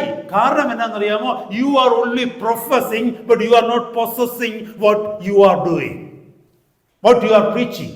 Hallelujah. നമ്മൾ സാക്ഷ്യം പറയുന്നത് മുഴുവനും കള്ളമാണ്. നമ്മൾ പ്രസംഗിക്കുന്നത് മുഴുവനും കള്ളമാണ്. നമ്മൾ പ്രാർത്ഥിക്കുന്നത് മുഴുവനും കള്ളമാണ്. നമ്മൾ സുവിശേഷം പറയുന്നത് മുഴുവനും കള്ളമാണ്. എന്ന് പറഞ്ഞാൽ എന്താണെന്നറിയാമോ? അവനോട് കൂട്ടായ്മയില്ല. നമ്മൾ ഇരുട്ടിലാണ് ജീവിക്കുന്നത്. നമ്മുടെ സ്വകാര്യ ജീവിതം മുഴുവനും ഇരുട്ടാണ്. അന്ധകാരം നിറഞ്ഞ കുടുംബ ജീവിതമാണ് നമ്മുടേത്. സ്വസ്ഥതയില്ലാത്ത ജീവിതമാണ് നമ്മൾ. നമ്മളാണ് നിന്നുകൊണ്ട് പ്രാർത്ഥിക്കുന്നത്. ആരോട്? കർത്താവിനോട്. നിന്നുകൊണ്ട് നമ്മൾ മറ്റുള്ളവരോട് പറയുകയാണ്, ഞാൻ യേശുവിന്റെ അനുയായിയാണെന്ന്. കർത്താവ് പറയുന്നു, നീ ഭോഷ്ക് പറയുന്നു. സഹോദര സഹോദരി, നമ്മൾ പലതിലും വിശ്വസിക്കുന്നുണ്ടെങ്കിലും something like this, we have faith but we don't trust. 1800-കളിലെ അവസാനം ചാൾസ് ബോൾഡൻ എന്ന് പറഞ്ഞൊരു മനുഷ്യൻ, he was a French acrobat എന്ന് പറഞ്ഞാൽ അറിയാമോ എന്തുവാന്ന്? അക്രോബാറ്റ് എന്ന് പറഞ്ഞു കഴിഞ്ഞാൽ ഈ ടൈറ്റ് റോപ്പ് വാക്കർ ഉണ്ടല്ലോ, എന്ന് പറഞ്ഞാൽ കയറ് കെട്ടിയിട്ട് അതേ കയറിൽ കൂടെ നടക്കുന്നവരുണ്ടല്ലോ, സോർട്ട് ഓഫ് ജിംനാസ്റ്റിക്കാണ്. വെരി ടൈറ്റ് റോപ്പിലൂടെ നടക്കും. ഈ പറഞ്ഞ മനുഷ്യൻ, ചാൾസ് ബോൾഡൻ എന്ന് പറഞ്ഞ മനുഷ്യൻ, he was a well known man. ഇയാൾ എന്ത് ചെയ്തെന്നറിയാമോ? ഇയാൾ ഒരുപാട് അതുപോലൊരു മനുഷ്യൻ പിന്നീട് ഉണ്ടായിട്ടില്ലെന്ന്, അതിന് മുമ്പ് ഉണ്ടായിട്ടില്ലെന്നാണ് പറയുന്നത് ചരിത്രം. ഈ മനുഷ്യൻ്റെ പ്രത്യേകത എന്ന് പറഞ്ഞാൽ, ഈ മനുഷ്യൻ ചെയ്തൊരു വലിയ ഷോയാണ്. അമേരിക്കയിലെ നയാഗ്ര ഗോർജിന് കുറുകെ ഒരു കയറ് വലിച്ചു കെട്ടി ഏതാണ്ട് 1100 ഫീറ്റ് വൈഡിലുള്ള ഗോർജാണുള്ളത്. വലിയ സ്ട്രീം, റിവർ പോലുള്ളതാണുള്ളത്. അതിൻ്റെ ചുറ്റും ഒരു കയറ് കെട്ടി, ഒരു ടൈറ്റായിട്ട് റോപ്പ് വലിച്ചു കെട്ടി, അത് വെള്ളത്തിൽ നിന്ന് 160 അടി ഉയരത്തിൽ, 160 ഫീറ്റ് ഹൈറ്റിൽ, 1100+ ഫീറ്റ് വൈഡിൽ ഒരു റോപ്പ് കെട്ടിയിട്ട് അതിൻ്റെ മുകളിൽ കൂടെ അയാൾ നടന്നത് മാത്രമല്ല, അയാളുടെ മാനേജറെ തോളെ വെച്ചുകൊണ്ട് അയാൾ ഇതിൽ കൂടെ നടന്നു. അത് നിങ്ങൾ ഗൂഗിളിൽ പോയി ഒന്ന് അന്വേഷിക്കണം. ഞാനിത് കേട്ടപ്പോൾ ഞാനിതൊന്ന് റിസർച്ച് ചെയ്ത് ശരിയാ. അതുമാത്രമല്ല, ഇയാൾ ഈ മാനേജറെ തോളെ വെച്ചുകൊണ്ട് ഈ റോപ്പേ കൂടെ നടന്നു പോവുകയാണ്, വിത്തൗട്ട് എനിത്തിങ്. ഒരു കമ്പ് മാത്രം കയ്യിൽ ഇങ്ങനെ പിടിച്ചിട്ടുണ്ട്. എന്നിട്ട് അതിൻ്റെ സെൻറ്ററിൽ പോയി അവിടെ നിന്നിട്ട് അയാളുടെ കയ്യിലിരുന്ന സ്റ്റൗ കൊണ്ട് ഓംലെറ്റ് ഉണ്ടാക്കി കഴിച്ചത്. Can you ever imagine that? Then he crossed the other way and he brought the manager back on his shoulder the other side and left him. എന്നിട്ട് അവിടെ നിന്ന് കൈ അടിച്ചിട്ട് കണ്ടുകൊണ്ടിരുന്നവരോട് എല്ലാവരോടും ചോദിച്ചു, do you think I can carry you the same way? നിങ്ങളെ എനിക്കിതുപോലെ കൊണ്ടുപോകാൻ നിങ്ങൾക്ക് എല്ലാവർക്കും കഴിയുമോ? ചിന്തിക്കാൻ നിങ്ങൾക്ക് ആർക്കെങ്കിലും കഴിയുമോ? Do you think that I can carry you the same way as I carried my manager on my shoulder and walked on this rope? അപ്പോൾ എല്ലാവരും ചാടി എണീറ്റ് പറഞ്ഞു, നോ ഡൗട്ട് വി ബിലീവ്. ഞങ്ങൾക്ക് ഉറപ്പാണ് നിനക്ക് ചെയ്യാൻ പറ്റുമെന്ന്. അപ്പോൾ ഈ മനുഷ്യൻ, ഈ ചാൾസ് ബോൾഡൻ പറഞ്ഞു, അങ്ങനെയാണെങ്കിൽ ആദ്യം പറഞ്ഞാണെങ്കിൽ വന്നേ, ഞാൻ കൊണ്ടുപോകാം. ആരും വരും മുന്നോട്ട്. ആരും വന്നില്ല. What does it show to us? ഇത് കേട്ടപ്പോൾ ഞാനൊരു കാര്യം മനസ്സിലായി. They had faith in him, but they didn't trust him. They had faith in him. അവർക്ക് ഉറപ്പുണ്ട്, ഇയാളെ കൊണ്ടുപോയെങ്കിൽ ഇത്രയൊക്കെ വേല അതിൻ്റെ നടുക്കിരുന്ന് കാണിച്ചെങ്കിൽ എന്നെ അവർ കൊണ്ടുപോകാൻ ഈസി ആയിട്ട് കൊണ്ടുപോകാം. പക്ഷെ പ്രശ്നം എന്താണെന്നറിയാമോ? You can play with your life. നമ്മുടെ ലൈഫ് ഏൽപ്പിച്ചു കൊടുക്കാൻ പറ്റത്തില്ല. We don't trust him. My brothers, my sisters, ഈ കഥ ഞാൻ പണ്ടെങ്ങോ വായിച്ചിട്ടുള്ളതാ. എൻ്റെ മനസ്സിൽ ഇപ്പോൾ ഒരു ചോദ്യം വരികയാണ്. Do you believe Jesus can carry you the place where you your self cannot carry you? നിങ്ങളെ എത്തിക്കുവാൻ പറ്റാത്തത് യേശു കർത്താവിന് നിങ്ങളെ എത്തിക്കുവാൻ പറ്റുമെന്ന് നിങ്ങൾ വിശ്വസിക്കുന്നുണ്ടോ? നമുക്കെല്ലാവർക്കും ഫെയ്ത്ത് ഉണ്ട് ജീസസിൽ, പക്ഷേ വി ഡോണ്ട് ട്രസ്റ്റ് ഹിം. അതുകൊണ്ടാണ് പല കാര്യങ്ങളിലും യേശുവിനോട് ചോദിക്കാതെ തന്നെ നമ്മൾ തീരുമാനങ്ങൾ എടുക്കുന്നത്. നമ്മൾ ഒത്തിരി പാട്ട് പാടും, നമ്മൾ ഒത്തിരി കർത്താവിനെ ഉയർത്തും, നമ്മൾ പല കാര്യങ്ങളും പറയും. നമ്മൾ പറയും കർത്താവിൽ എനിക്ക് വിശ്വാസമുണ്ട്, വിശ്വാസമുണ്ട്, വിശ്വാസമുണ്ട്. ക്രിസ്തീയ ജീവിതം, സൗഭാഗ്യ ജീവിതം എന്നൊക്കെ നമ്മൾ പാടും. പക്ഷെ നമ്മുടെ ജീവിതത്തിലെ ചെറുതും വലുതുമായ ഏത് തീരുമാനങ്ങളും നമ്മൾ എടുക്കുന്നത് കർത്താവിനോട് ചോദിക്കാതെ സ്വന്തം ഇഷ്ടത്തിലാണ് എടുക്കുന്നത്. എവിടെ താമസിക്കണം, ഏത് സ്ട്രീറ്റിൽ പോയി താമസിക്കണം, എവിടെ കുഞ്ഞുങ്ങളെ സ്കൂളിൽ വിടണം, ഏത് ഹോസ്പിറ്റലിൽ പോയി ട്രീറ്റ്മെൻറ്റ് നടത്തണം, എല്ലാം ഞാൻ ചോദിക്കട്ടെ, ഇവിടെ ഇരിക്കുന്നവർ ആത്മാർത്ഥതയോടെ സത്യസന്ധതയോട് പറ, ജീവിതത്തിലെ തീരുമാനങ്ങളെല്ലാം കർത്താവിനോട് ചോദിച്ചിട്ടാണ് എടുക്കുന്നതെന്ന് പറഞ്ഞു. എത്ര പേർക്ക് പറയാൻ പറ്റും? നമ്മൾ സ്വയം തീരുമാനിച്ചിട്ട് ദൈവത്തോട് പറയുക, ഇങ്ങനെ ഞങ്ങളൊരു തീരുമാനം എടുത്തിട്ടുണ്ട്, കർത്താവെ ഞങ്ങളെ അനുഗ്രഹിക്കണം. അങ്ങനല്ലേ നമ്മൾ പറയുന്നത്? ഇവിടെ പറയുന്നു അവനോട് കൂട്ടായ്മ ഉണ്ടെന്ന് പറയുകയും ഇരുട്ടിൽ നടക്കുകയും ചെയ്താൽ നാം ഭോഷ്ക് പറയുന്നു. ഇരുട്ടിൽ നടക്കുക എന്ന് പറഞ്ഞാൽ വെളിച്ചത്തിൽ നിന്ന് മാറി നടക്കുകയാണ്. അതായത് നമ്മുടെ വ്യക്തിപരമായ ജീവിതത്തിൽ, സ്വകാര്യ ജീവിതത്തിൽ ആ വെളിച്ചത്തിന് നമ്മൾ സ്ഥാനം കൊടുക്കാതിരിക്കുക. അതതിൻ്റെ അർത്ഥം. ഹല്ലേലൂയ. വെളിച്ചത്തിൽ നമ്മൾ ഓടി ഒളിക്കുകയാണ്, വെളിച്ചത്തിനെ നമ്മൾ അംഗീകരിക്കാതിരിക്കുകയാണ്. ഞാനത് ചെയ്തുകൊള്ളാം എന്ന് പറഞ്ഞിട്ട് നമ്മൾ okay, no no no no, you stay here, from this side I will take care of. അതാണ് നമ്മൾ വെളിച്ചത്തിൽ നിന്ന് മാറി നടക്കുക എന്ന് പറഞ്ഞാൽ. കർത്താവ് പറഞ്ഞു നിങ്ങൾ വെളിച്ചത്തിൽ തന്നെ വിശ്വസിക്കുവിൻ. അതാണ് മുമ്പേ നമ്മൾ വായിച്ചത്, യോഹന്നാൻ 12:35. നിങ്ങൾ വെളിച്ചത്തിൽ വസിക്കുവാൻ ആഗ്രഹിക്കുന്നുവെങ്കിൽ നിങ്ങൾ വെളിച്ചത്തിൽ വിശ്വസിക്കണം, വെളിച്ചത്തിൽ ട്രസ്റ്റ് ചെയ്യണമെന്ന് അതിൻ്റെ അർത്ഥം. ഹല്ലേലൂയ. കർത്താവിൻ്റെ സകല വിഷയങ്ങൾക്കും പരിഹാരകനാണെന്ന് വിശ്വസിക്കുവാൻ തക്കവണ്ണം കഴിയുക മാത്രമല്ല, ഏൽപ്പിച്ചു കൊടുക്കുവാനും കഴിയണം. മുമ്പേ പറഞ്ഞ ചോദ്യത്തിലേക്ക് മടങ്ങി വരാം. ആ ആക്രോബാറ്റ്, ആ മനുഷ്യനുള്ള ചാൾസ് ബോൾഡിൻ ചോദിച്ചു, ആദ്യം പറഞ്ഞ ആളെങ്കിൽ വാ, എനിക്കിത് ചെയ്യാൻ കഴിയുമെന്ന് വിശ്വസിക്കുന്ന ആളെങ്കിൽ എണീറ്റ് വരാൻ പറഞ്ഞു. ആരും വന്നില്ല. ഇവിടെ ഇരിക്കുന്ന ആർക്കെങ്കിലും വരാൻ പറ്റുമോ എന്ന് ചോദിച്ചു. ആരും മുന്നോട്ട് വന്നില്ല. ഒരു കൊച്ചു കുട്ടി അതിൻ്റെ ഇടയിൽ നിന്ന് ഇറങ്ങി വന്നു. കൊച്ചുകുട്ടി ഇറങ്ങി വന്നിട്ട് ആ പ്ലാറ്റ്ഫോമിലൂടെ കയറി മേളിലേക്ക് പോയി. അവിടെ നിന്നവരെല്ലാവരും ചാടി എണീറ്റ് നിന്നു. ഇത്രയും ധൈര്യശാലികളായി നമുക്കൊന്നും ഈ ധൈര്യം തോന്നുന്നില്ലല്ലോ. ഈ കൊച്ചു കുട്ടിക്ക് ഇത്രയും ധൈര്യം വരാനുള്ള കാരണം എന്നാ? And the boy went there and he took him on his shoulder and easily he went the other side and came back. And the കുട്ടി താഴേക്ക് വന്നു. എല്ലാവരും കൈയടിച്ചിട്ട് സ്വാഗതം ചെയ്തു. You have done it, you are marvellous, you are great, you are exceptional എന്നൊക്കെ പറഞ്ഞ് കുഞ്ഞിനെ ഒത്തിരി പൊക്കിയിട്ട് ഒരുത്തും ചോദിച്ചു, നിനക്ക് ഇത്രയും ധൈര്യം എവിടുന്ന് കിട്ടി? അപ്പോൾ കുഞ്ഞു പറഞ്ഞു, ദാറ്റ് ഈസ് മൈ ഡാഡ്. നിനക്ക് ഈ ധൈര്യം എവിടുന്ന് കിട്ടി മോനെ എന്ന് ചോദിച്ചിട്ടുണ്ടെങ്കിൽ അവൻ പറഞ്ഞു എന്താണെന്നറിയാമോ? അതെൻ്റെ അപ്പനാണ്. ഹല്ലേലൂയ. You know that. ആ ബന്ധത്തിൽ വരുന്ന ഒരു വ്യക്തിക്ക് മാത്രമേ വിശ്വസിച്ചേൽപ്പിക്കാൻ പറ്റൂ. നമ്മളെല്ലാവരും പറയും കർത്താവിൽ ഞാൻ വിശ്വസിക്കുന്നുണ്ട്, I have faith in the Lord. You don't trust him because you haven't come to a personal relationship with him.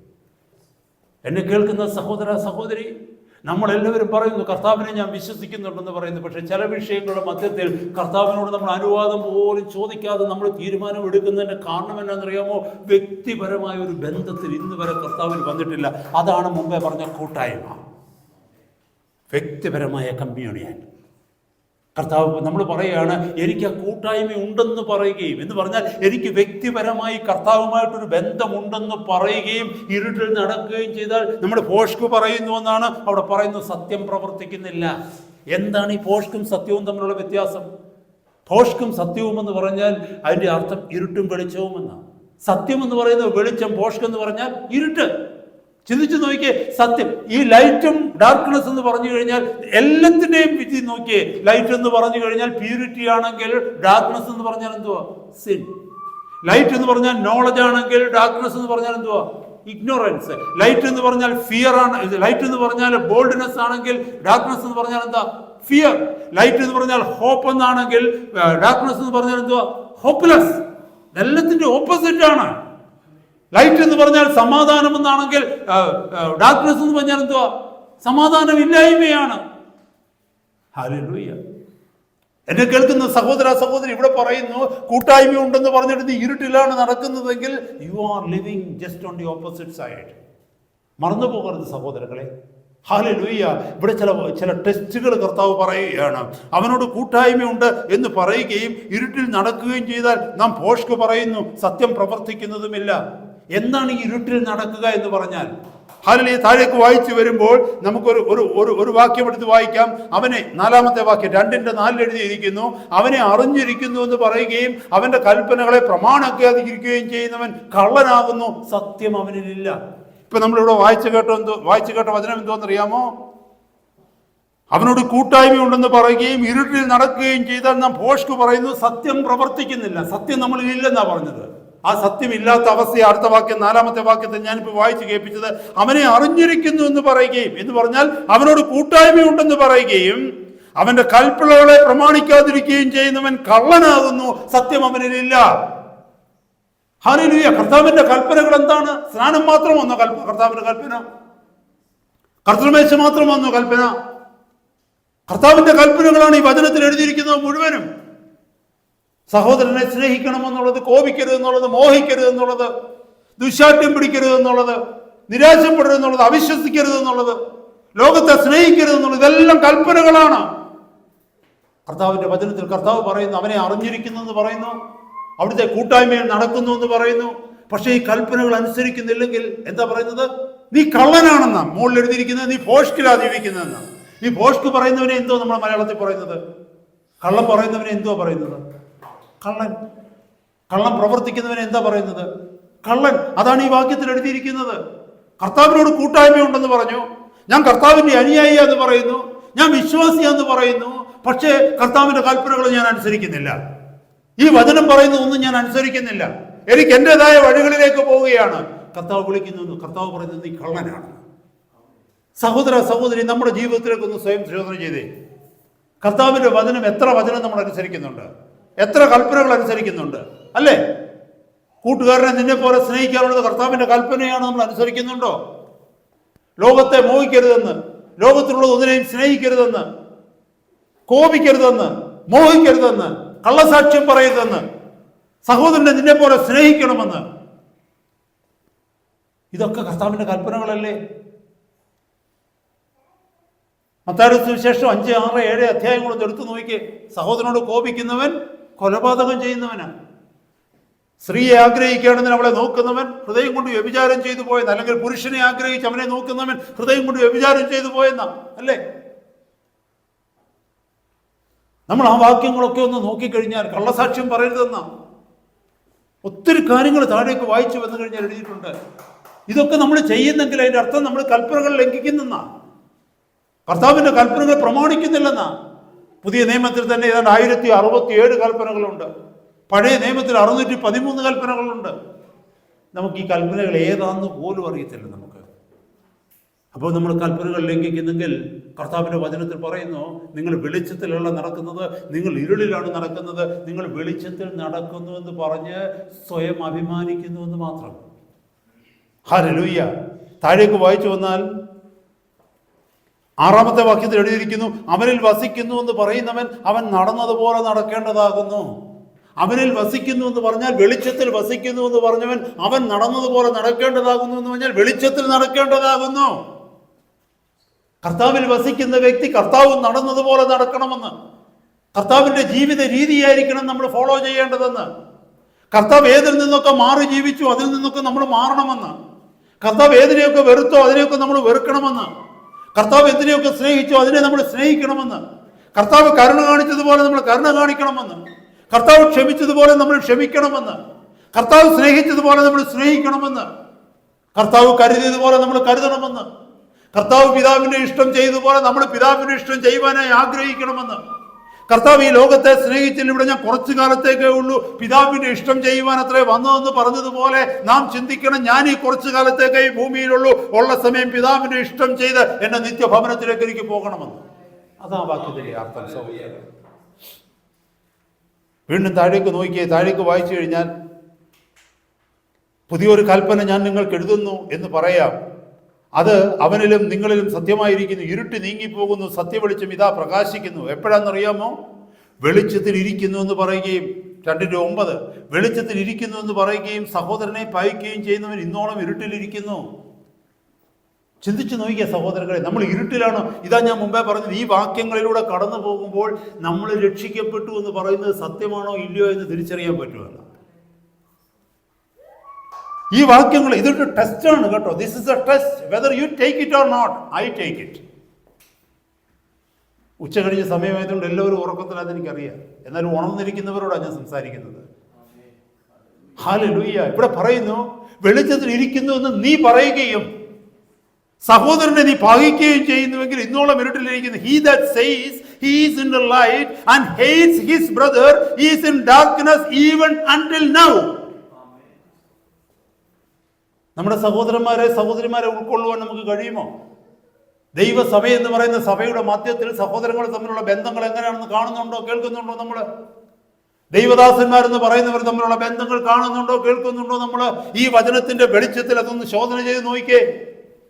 കർത്താവ് പറഞ്ഞു, നീ ഇരുട്ടിലാ വസിക്കുന്നത്, നീ വെളിച്ചത്തിലല്ല. വെളിച്ചവുമായി നിനക്കൊരു കൂട്ടായ്മയുമില്ല, നിന്റെ ഉള്ളിലേക്ക് വെളിച്ചം വന്നിട്ടില്ല.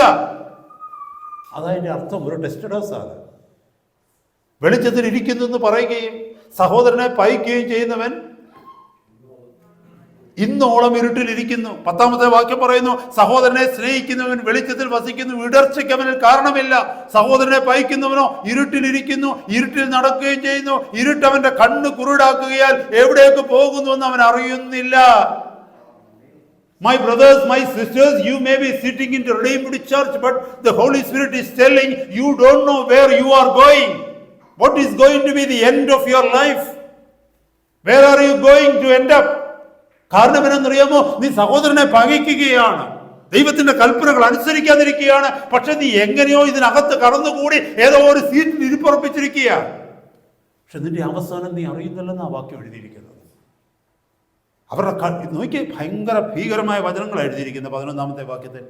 സഹോദരനെ പായിക്കുന്നവനോ ഇരുട്ടിലിരിക്കുന്നു, ഇരുട്ടിൽ നടക്കുകയും ചെയ്യുന്നു. ഇരുട്ടവന്റെ കണ്ണ് കുരുടാക്കിയാൽ എവിടേക്ക് പോകുന്നു എന്നവൻ അറിയുന്നില്ല. എത്ര ഭയാനകമാണ് ഇത്! വല്ലതും എനിക്കറിയില്ല. ഇത് വിശ്വാസികളെന്ന് പറയുന്നവരൊക്കെ ഈ ഭാഗം വായിക്കുന്നുണ്ടോ, അവരുടെയൊക്കെ ബൈബിളിൽ ഈ ഭാഗം ഉണ്ടോ എന്ന് എനിക്കറിയുന്നില്ല. ഇതൊക്കെ വായിച്ചു കഴിഞ്ഞാൽ ഭയപ്പെടാത്തവരായിട്ട് ആരെങ്കിലും ഉണ്ടോ? ദൈവത്തിൽ വിശ്വസിക്കുന്നവർ ഈ വചനം കേട്ട് ഭയപ്പെടും. സഹോദരങ്ങളെ, നമ്മൾ മറന്നു പോകരുത്. മുന്നോട്ടുള്ള വാക്യങ്ങളിലേക്ക് നോക്കിക്കഴിഞ്ഞാൽ ഈ വചനങ്ങൾ മുഴുവനും നോക്കിക്കഴിഞ്ഞു കഴിഞ്ഞാൽ ഇത്രമാത്രം ഭയാനകമായ വാക്യങ്ങളാണ്. 3:11 നോക്കിക്കേ. ദൈവത്തിന്റെ മക്കൾ ആരെന്നും പിശാചിന്റെ മക്കൾ ആരെന്നും ഇതിനാൽ തെളിയുന്നു, നീതി പ്രവർത്തിക്കാത്തവൻ ആരും സഹോദരനെ സ്നേഹിക്കാത്തവനും ദൈവത്തിൽ നിന്നുള്ളതല്ല. എന്ന് പറഞ്ഞാൽ പിശാചിന്റെ മകനാണ്. ഏതെങ്കിലും സഭയ്ക്കകത്ത് എന്നിട്ടൊന്ന് പറയാൻ പറ്റുമോ ഇതിനകത്ത് കുറച്ച് പേര് പിശാചിന്റെ മക്കളും കുറച്ച് പേര് ദൈവത്തിന്റെ മക്കളുമാണ്? അവിടെ നിന്ന് ഇറങ്ങിപ്പോരാൻ പറ്റുമോ നമുക്ക്? ഇവിടെ പറഞ്ഞിരിക്കുന്ന വചനം നോക്ക്. പിശാചിന്റെ മക്കളാരെന്നും ദൈവത്തിന്റെ മക്കളാരെന്നും ഇതിനാൽ അറിയാമെന്ന് ടെസ്റ്റ് പറയുക. You will know by this whether you are a child of God or child of devil. By this. By what? If you don't practice righteousness and if you don't love your brothers and sisters, you are not of God. You are not of God എന്ന് പറഞ്ഞാൽ അർത്ഥം you are of devil. അവിടെ എഴുതിയിരിക്കുന്ന practice എന്നുള്ള വാക്കാണ് എഴുതിയിരിക്കുന്നത്. ഈ practice എന്ന് പറഞ്ഞാൽ എന്താണെന്നറിയാമോ? ലൈഫ് സ്റ്റൈലിനെയാണ് കാണിക്കുന്നത്. പെരിപ്പറ്റാവുന്ന ഗ്രീക്കിൽ പറയുന്ന വാക്ക് എന്ന് പറഞ്ഞാൽ day to day life style. നമുക്കറിയാമോ, നമ്മുടെ ഇൻസൈഡ് നമ്മുടെ ഔട്ട്സൈഡും ഉണ്ട്. Our inside and our outside is inseparable. നമ്മുടെ അകവും പുറവും തമ്മിൽ വേർതിരിക്കാൻ പറ്റത്തില്ല. എൻ്റെ അകത്ത് എന്തുണ്ടെന്ന് അറിയണമെങ്കിൽ എൻ്റെ പുറത്ത് ഞാൻ കാണിക്കുന്നത് നോക്കിയാൽ മാത്രം മതി. എൻ്റെ പുറത്തുള്ള ജീവിത രീതി നോക്കിക്കഴിഞ്ഞാൽ you will know what is in my heart. Or ഈ മൈസെൽഫ് വിൽ നോ. ഞാൻ തന്നെ അറിയും എൻ്റെ ഉള്ളിൽ എന്തോ ഉണ്ടെന്ന് അറിയണമെങ്കിൽ എൻ്റെ ചിന്തകളിൽ വരുന്നതും ഞാൻ ചെയ്യുന്ന പ്രവർത്തികൾ, ഞാൻ പറയുന്ന വാക്കുകൾ, എൻ്റെ ഇൻറ്റൻഷൻസ് ഒക്കെ നോക്കിയാൽ മതി. What is inside my heart. There is a very strong connection between the root and the fruit. Am I right? Root and the fruit. If the root is bad, poisonous, the fruit will be poisonous. മത്തായിയുടെ സുവിശേഷം 7-ാം അധ്യായത്തിൽ മനോഹരമായ ഒരു വാക്യമുണ്ട്. ഞാൻ അവിടേക്കൊന്ന് വരട്ടെ, ഒരു minute, എന്നിട്ട് മുന്നോട്ട് പോകാം. നമ്മളെല്ലാവരും ഈ ഫ്രൂട്ടിനെ കുറിച്ചാണ് പറയുന്നത്. ഇത് ആരെങ്കിലും കണ്ടാൽ എന്തോ പറയുമെന്നാ, ഫ്രൂട്ടിനെ കുറിച്ചാണ്. പക്ഷെ ആരും കാണാത്ത ഒരു ഭാഗമുണ്ട്, റൂട്ട്. അതിനെക്കുറിച്ച് നമുക്ക് പറയില്ല. ആ റൂട്ട് മാറ്റാതെ ഫ്രൂട്ട് മാറത്തില്ല. സഹോദരങ്ങളെ, മത്തായിയുടെ സുവിശേഷം 7-ാം അധ്യായത്തിലേക്ക് വരുമ്പോൾ 7-ാം അധ്യായത്തിൻ്റെ 16 മുതലുള്ള വാക്യങ്ങൾ നോക്കിക്കോ. Matthew chapter 7 verse 16 onwards. അവരുടെ ഫലങ്ങളിൽ നിങ്ങൾക്ക് അവരെ തിരിച്ചറിയാം. മുള്ളുകളിൽ നിന്ന് മുന്തിരിപ്പഴവും ഞെരിഞ്ഞുകളിൽ നിന്ന് അത്തിപ്പഴവും പറിക്കുമാറുണ്ടോ? അവിടെ നോക്കിയേ, ഞെരിഞ്ഞിലിൽ നിന്ന് മുള്ളുകളിൽ നിന്ന് മുന്തിരിപ്പഴവും ഞെരിഞ്ഞിലുകളിൽ നിന്ന് അത്തിപ്പഴവും പറിക്കുവാറുണ്ടോ? ഇതിൻ്റെ അർത്ഥം റൂട്ട് ആൻഡ് ഫ്രൂട്ട്. മുള്ളിൻ്റെ ഫ്രൂട്ട് എന്ന് പറഞ്ഞാൽ മുള്ളിൻ്റെ റൂട്ട്, അതിനകത്തുനിന്ന് മുന്തിരിങ്ങാൻ വരത്തില്ല. വരുമോ? ഗ്രേപ്പ് വരത്തില്ല. അടുത്ത വാക്യത്തിൽ എഴുതിയിരിക്കുന്നു, നല്ല വൃക്ഷമൊക്കെയും നല്ല ഫലം കായ്ക്കുന്നു, ആകാത്ത വൃക്ഷമൊക്കെയും ആകാത്ത ഫലം കായ്ക്കുന്നു. നല്ല ഫലം കായ്ക്കണമെങ്കിൽ അത് നല്ല ക്വാളിറ്റിയുള്ള റൂട്ടായിരിക്കണം, നല്ല നേച്ചറുള്ള റൂട്ടായിരിക്കണം. If it is the root of a mango tree, then the mangoes will come out. If it is the root of some wild fig tree, then wild figs will come out. അല്ലേ? നല്ല apple മരത്തിൻ്റെ റൂട്ടാണെന്നുണ്ടെങ്കിൽ അതിൽ നിന്ന് apple മരം കിളിച്ചിട്ട് apple വരും. കാട്ടത്തിയുടെ വേരാണല്ലോ, കാട്ടത്തിയിൽ നിന്ന് കാട്ടത്തിപ്പഴം വരും. വിഷമാണ്. താഴേക്ക് വായിച്ചു നോക്കിയേ, നല്ല ഫലം കായ്ക്കാത്ത വൃക്ഷമൊക്കെയും വെട്ടി തീയിലിടുന്നു, ആകയാൽ അവരുടെ ഫലത്താൽ അവരെ തിരിച്ചറിയാം. You shall know them by their fruit. അതിൻ്റെ അർത്ഥം root has to be good before you expect a good fruit. നല്ലൊരു ഫലം നമ്മൾ പ്രതീക്ഷിക്കുന്നതിന് മുമ്പ് ആ റൂട്ടിനെ നമ്മൾ ശ്രദ്ധിക്കേണ്ടിയിരിക്കുന്നു. അതുകൊണ്ടാണ് യോഹന്നാൻ സ്നാപകൻ പറഞ്ഞത്, വൃക്ഷത്തിൻ്റെ ചുവട്ടിന് കർത്താവ് കോടാലി വെച്ചിരിക്കുന്നത്. നല്ല ഫലം കായ്ക്കാത്തതൊക്കെ വെട്ടി തീയിനകത്തിട്ട് കളയുന്നത്. വൃക്ഷത്തിൻ്റെ ചുവട്ടിന്, വേരിന്, he place the axe at the root of the tree. Root is the cause of the problem. നമ്മുടെ അകത്തെ ഇന്നർ റൂട്ട് മാറിയിട്ടില്ല. നമ്മുടെ അകത്ത് ചേഞ്ച് വന്നിട്ടില്ല. Inside is not change. അതുകൊണ്ടാണ് കർത്താവ് അപ്പോൾ ഈ പരീശന്മാരോട് പറയുന്നത്, മത്തായിയുടെ സുവിശേഷം 23-ാം അധ്യായത്തിൽ പരീശന്മാരോട് പറയുന്നത്, നിങ്ങൾ കിണ്ടുകിണ്ണങ്ങളുടെ അകം വെടിപ്പാക്കുന്നു, പുറം വെടിപ്പാക്കുന്നു, അകമോ? അതുപോലെ അവരോട് പറഞ്ഞത്, നിങ്ങൾ വെള്ള തേച്ച ശവക്കലറകൾക്ക് തുല്യമാണ്. പുറത്ത് നല്ല മാർബിളും നല്ല വൈറ്റ് കളറൊക്കെ അടിച്ച് പുറത്ത് പൂക്കളൊക്കെ വെച്ച് അലങ്കരിച്ച് വെച്ചിരിക്കുക. വേണമെങ്കിൽ 4 സാമ്പ്രാണിയും കത്തിച്ച് വെക്കും നല്ല മണത്തിന്. പക്ഷെ അകത്തോ? ആ ഗ്രേവിൻ്റെ അകത്തെന്താ? കല്ലറയ്ക്കകത്തെന്താ? ഇതേപോലുള്ള ജീവിതമാണ് ഇന്ന് വിശ്വാസികൾ എന്ന് പറയുന്ന അനേകരുടേത്. അതുകൊണ്ടാണ് ഇവിടെ പറയുന്നത്, അപ്പോസ്തലൻ ദൈവസഭയോടാണ് പറയുന്നത്, നിങ്ങൾ സഹോദരനെ പകയ്ക്കുന്നെങ്കിൽ നിങ്ങൾ കള്ളനാണ്. നിങ്ങൾ സഹോദരനെ പകയ്ക്കുന്നെങ്കിൽ നിങ്ങൾ ഇരുട്ടിലേക്കാണ് പോകുന്നത്. നിങ്ങൾ എങ്ങോട്ടാണെന്ന് നിങ്ങൾ അറിയുന്നില്ല, ഇരുട്ടിലേക്കാണ് പോകുന്നത്. ഇവിടെ എഴുതിയിരിക്കുന്ന വാക്യം അതാണ്, ദൈവത്തിൻ്റെ മക്കൾ ആരെന്നും പിശാചിൻ്റെ മക്കൾ ആരെന്നും ഇതിനാൽ തെളിയുന്നു, നീതി പ്രവർത്തിക്കുവാത്തവൻ ആരും സഹോദരനെ സ്നേഹിക്കാത്തവനും ദൈവത്തിൽ നിന്നുള്ളവനല്ല. നിങ്ങൾ ഈ വാക്യം ഒന്ന് ശ്രദ്ധിച്ചേ. 14-ാമത്തെ വാക്യം, 3:14. ഒന്ന് യോഹന്നാൻ 3:14. നാം മരണം വിട്ട് ജീവനിൽ കടന്നിരിക്കുന്നുവെന്ന് സഹോദരന്മാരെ സ്നേഹിക്കുന്നതിനാൽ നമുക്കറിയാം, സ്നേഹിക്കാത്തവൻ മരണത്തിൽ വസിക്കുന്നു. Can you read this verse? നാം മരണം കടന്ന് ജീവനിൽ എത്തിയിരിക്കുന്നുവെന്ന് സഹോദരന്മാരെ സ്നേഹിക്കുന്നതിനാൽ നമുക്കറിയാമെന്ന്. എല്ലാം ഈസിയാണ്, പക്ഷെ ചിലരെ സ്നേഹിക്കാൻ നമുക്ക് പറ്റത്തില്ല. ദശാംശം കൊടുക്കാനൊക്കെ ഈസിയാണ്, പ്രശ്നമൊന്നുമില്ല. 100 ഉണ്ടെങ്കിൽ 10 കൊണ്ട് കൊടുക്കാം, വലിയ കാര്യമൊന്നുമില്ല. ചില പ്രയാസപ്പെട്ടാലും ശരി 10 കൊടുക്കാം. സഭായോഗങ്ങൾക്ക് വരുന്നതൊക്കെ ചിലപ്പോൾ ഈസി ആയിരിക്കും, ചില ബുദ്ധിമുട്ടൊക്കെ സഹിച്ചാലും ശരി വരാം. ഉപവസിക്കുന്നത് ഈസി ആയിരിക്കും, പക്ഷേ ചില ബുദ്ധിമുട്ട് സഹിച്ചാൽ വരാം. പക്ഷെ നമ്മളെ കൊണ്ട് പറ്റാത്ത എന്താണെന്നറിയാമോ? സഭയിലുള്ള സഹോദരങ്ങളിൽ ചിലരുമായിട്ട് ഇടപെടാൻ നമ്മളെ കൊണ്ട് പറ്റത്തില്ല. കർത്താവ് പറയുക, നീ അത് ചെയ്തില്ല എങ്കിൽ നിന്റെ കൺവേർഷൻ റിയൽ ആയിട്ടില്ല.